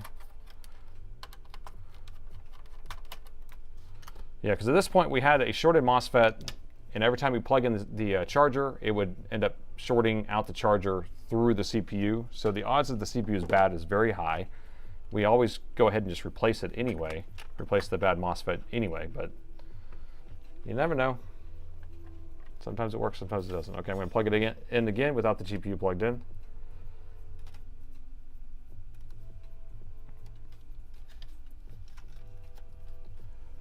So same spike. I'm going to do it again. That didn't work. I got to wait a second. 1, 2, 3. So that was the PWM controller that lit up over here in the corner. So this is what's actually controlling all those MOSFETs. And I just don't see that being an issue. This one's heating up for a second and shutting off. I don't know. I don't know if I want to sit here and just kind of start replacing stuff, because that's the odds that this is actually bad is pretty high. 14 ohms here. So we're not having a weird measurement here. Whoa, the stream is still going on. Bourbon and bedtime is cigar time soon. Yeah, so at this point, I think the CPU is bad. I'll mess with it a little bit tomorrow, but we only have like 10 minutes left, and so I want to go ahead and be able to like hang out. And but the odds that the CPU is bad is really high because of the way that the failure was. All right, so we have to kind of think about what happens. And I said 50-50 chance because if it would have shorted out the first time and then you never plugged in the charger ever again, maybe it would be fine. But if it was sent in, or you tried it over and over again over a week or 2 weeks or whatever, and you kept plugging it back in, you're like, I don't know why this charger keeps shorting out, then yeah, that's probably bad, for sure. So that's all we're gonna do for repairs tonight, but we can hang out and chat for a little bit. So just chatting and shenanigans. We had shenanigans and they got wiped out. We need shenanigans again. Invoice to, oh yeah, no fix, invoice the customer, send it back. Go to website, pay, we ship sometimes the same day. Most of the time, not the same day. Robert punched it. Oh, the motherboard was 179 bucks, yeah. So I can tell you that that would have never made it to my bench then, because we always look at the price, and if the price of the motherboard is less than the motherboard repair, then it never comes over here, because we do whatever's cheapest for the customer. So yeah, 179 bucks. They wouldn't even came back here at all. But for science and fun, we'll do it, right? I grabbed another hammer, Northridge fixed hammer. This is the newest hammer. All right, so at this point, we have about 10, 15 minutes of chatting, and y'all can ask me questions, even technical questions. I'm a little bit tired, so I'm going to have a hard time concentrating on reading these chats, but I will see. Is it possible to order a programmed EC chip? I know someone actually messaged me about that. It's a little more complicated because to program it, I have to put it on the board, program it, then take it off the board, then reball the chip and then send it to you.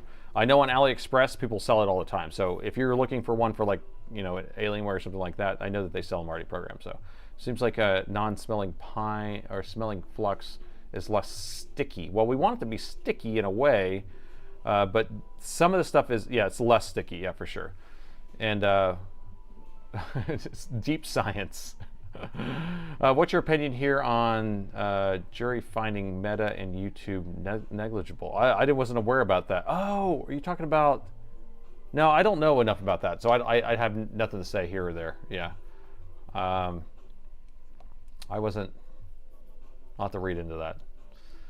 Use a bigger hammer. The heat signature on the CPU was injecting read dead.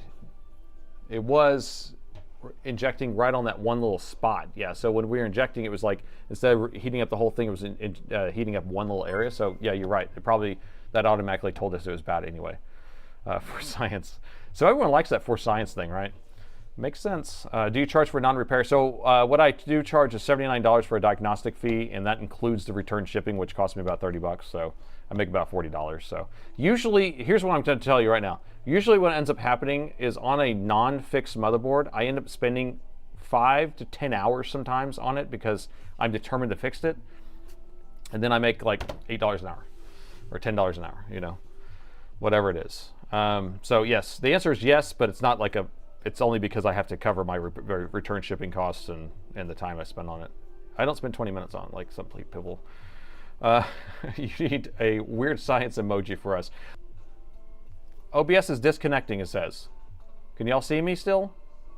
And now it said it reconnected. OBS said it disconnected for a second. I don't know. What the hell? Thoughts on USB-C spike? I will have to look into, because it would be nice if we could do both.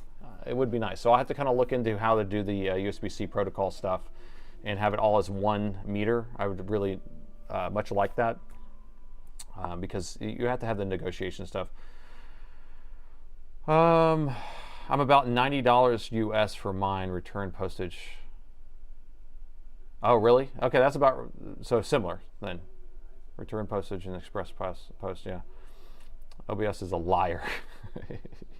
You blipped a bit.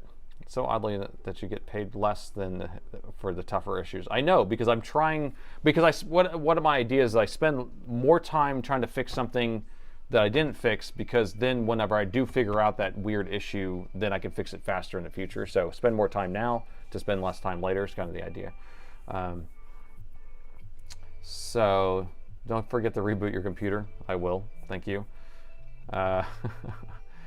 Is a chip lifter you use to remove the chips from a board electric or mechanical? So the vacuum pump I'm using is a aquarium pump. And I actually bought it, I think, on Amazon. It was an aquarium pump, but it already had like the chip lifter little vacuum, and you put your finger over a hole. And I think I have it right here. I don't know if I can reach it. Let's see. Yeah, there we go. Here we go. It's coming. It's coming. There we go. Here it is. This is my vacuum pump. So it's a aquarium suction pen is what they put a sticker on here, aquarium pump. And then this is just a little rubber thing when you stick a whole finger over it and let go. That's it. Everyone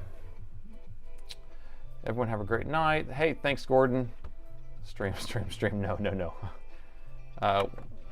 Wait, did you fix the Precision? The Precision has a bad CPU, most likely. Yeah, we've replaced the part, fixed it, so now it's actually trying to come on, but then it blips back off. Thanks again for the power supply. 2-day shipping is crazy. Oh, I know. I ship about 60,000 packages a year, and about $450,000 in shipping a year. That's how much I spend with FedEx and UPS. Do you set customers' old service tags back into the replacement motherboards? Usually, yeah. If it's a new motherboard, it will ask for it, and then we'll be able to just type it in. If it's a motherboard that I'm putting in that already has a service tag, because sometimes they'll have that, then I'll sometimes clear it and then put it on there, or sometimes I don't. It just depends, because if the motherboard's different, then there's no point in setting it, so like a different specs, because you'd rather have it set to the specs that it was already, that they're putting in there. So 3421 beeps 3 times and has all of its voltages except the CPU voltage, which means it's not coming on. That's fine. VR voltage, no gate voltage on the MOSFETs of any kind. So beeps 3 times, which usually means RAM, I think. All right? I can't remember what the beeps is on those. But if it has all the voltages, so it has 3.35 volts, 1.8, 1.2. 1.2 would be the RAM, but that shouldn't be on if the CPU is not on, because usually you have the RAM and then the CPU will turn on. But do you have the top 3 chair choices yet? Nope, because I'm going to sit. I'm going to start sitting. So I'm going to basically go to a bunch of different places, sit on a bunch of chairs. And I'm taking all these screenshots of anybody who recommends a chair, and then that way I can look it up and go to places and sit on it. You guys have given me quite a bit of money. I think we're up to like $600 or something, $700 for a chair. So I appreciate that. I'm definitely going to get one. Are you going to do a video on the old Alienware 15 laptop or fix it off screen? Oh, I probably just fix it off screen. Yeah, it's probably just a short. Probably just a short of capacitor or something like that. It would probably be easier just to fix it off screen. The component that you smoked would cause issues on the computer. No, it won't. Basically, what had happened is I touched the probe to ground, and it just kind of sparked for just 1 second, it wouldn't be a big deal. It's short across the component. Another question. Tried resoldering chips off the board. Wait. God, this chat moves so fast. Let me see if I can use this one. Question. Okay, here we go. Where the hell are you? Thanks for answering the question. I'll try to resolder a chip. And with a stencil and with solder balls, and you tried, it seems last week, the great video where the people changed the GPU RAM with the right way. So I'm trying to figure out if you're asking. I use the stencil or balls. So on the VRAM I use balls, and then whenever I've done a CPU, I've done the actual paste. So it's a mix. It's kind of hit and miss which one it is. So I have a bunch of different mixes. So usually I'm using paste. Recommend Chris Titus Win utility. I've already run the Chris Titus Tech utility on here actually, so it's already been run, which is funny. Thanks for the live today. One of three. Question arranged at ohms. Do you think the CPU is 1.6 ohms from your experience? Yes, that sounds about right. 1.6. That's why I felt like it was correct. Check the Discord. You need help section to help folks with it. Okay, I will take a look at that. There's a chair dealer. I didn't know that. PowerShell Pete. IRC, Chris Titus Tech. Yeah, so I've already, so you guys can check that out. I've been following Chris Titus Tech for a long time, and so I have run that recently, well, maybe in the last couple months on this computer already. $600 or $700? Yeah, is that not enough? Is that what you're saying, Wonder Blunder? Do I need more money than $600 or $700 for a chair? I feel like that's a lot, but maybe that's not a lot. I don't know. You don't need to check the Discord. I was directing. Oh, gotcha. Sorry about that. Twitch live count not working tonight. Oh yeah, look at that. Has it been on 138 all night? That's funny, because I was like looking at that, I was like, what's going on here? Yeah, usually when that happens, I just reconnect to Twitch on my streamer bot. Now we're at 0. That's funny, all night long I thought we had 138. Nice. Is it not working still? Okay, it should update now, 82. Okay, there we go. CT tool, Microslop, kill AI. Let's see, what else we got here? Gosh, you guys have a lot of stuff. Can you use a thermal camera micro lens on a CPU to isolate the hotspots and then reball it? No, it's going to be inside the core. So if you have a hotspot on the CPU core like that, I mean, that thing's trash. It's not like it's just like one of the balls are bad or something like that. Sent you questions on Wednesday about a video. You haven't responded. I get a lot of email, so I'm really sorry if I don't respond like right off the bat. I'm trying to think if I noticed that or not. I'll have to take a look. A lot of that stuff gets directed over to me, so I'll take a look and see if I can find that. Sorry about that.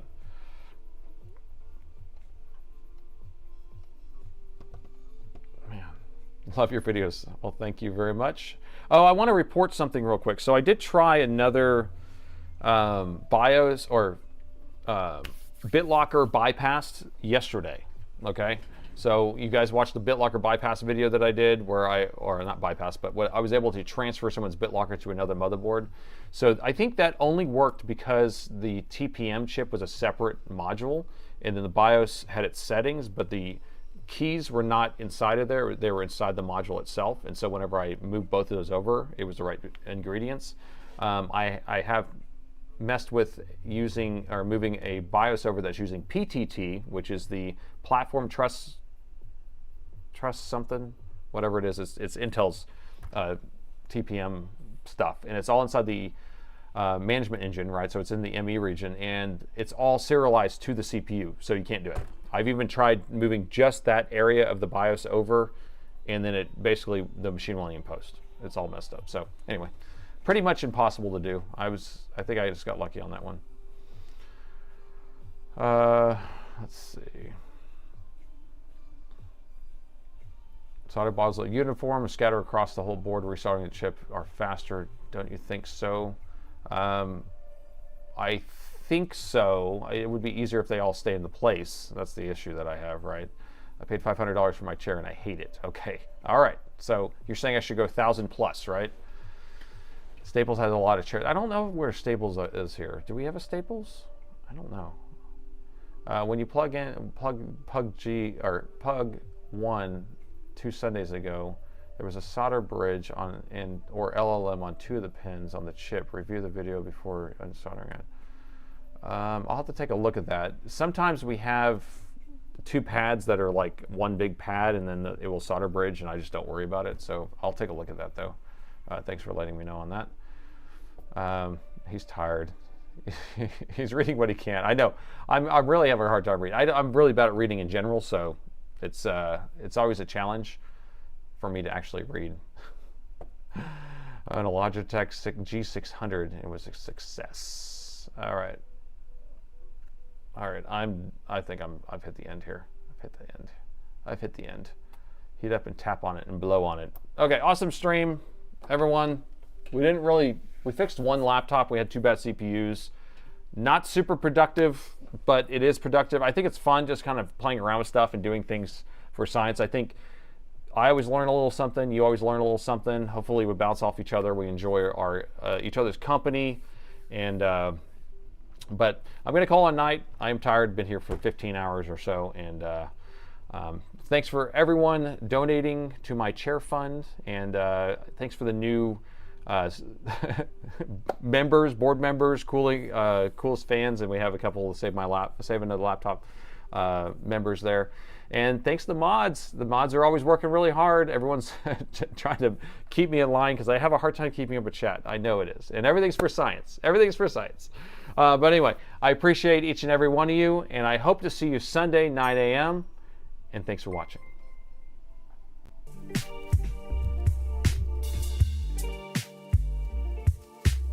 I saved one laptop.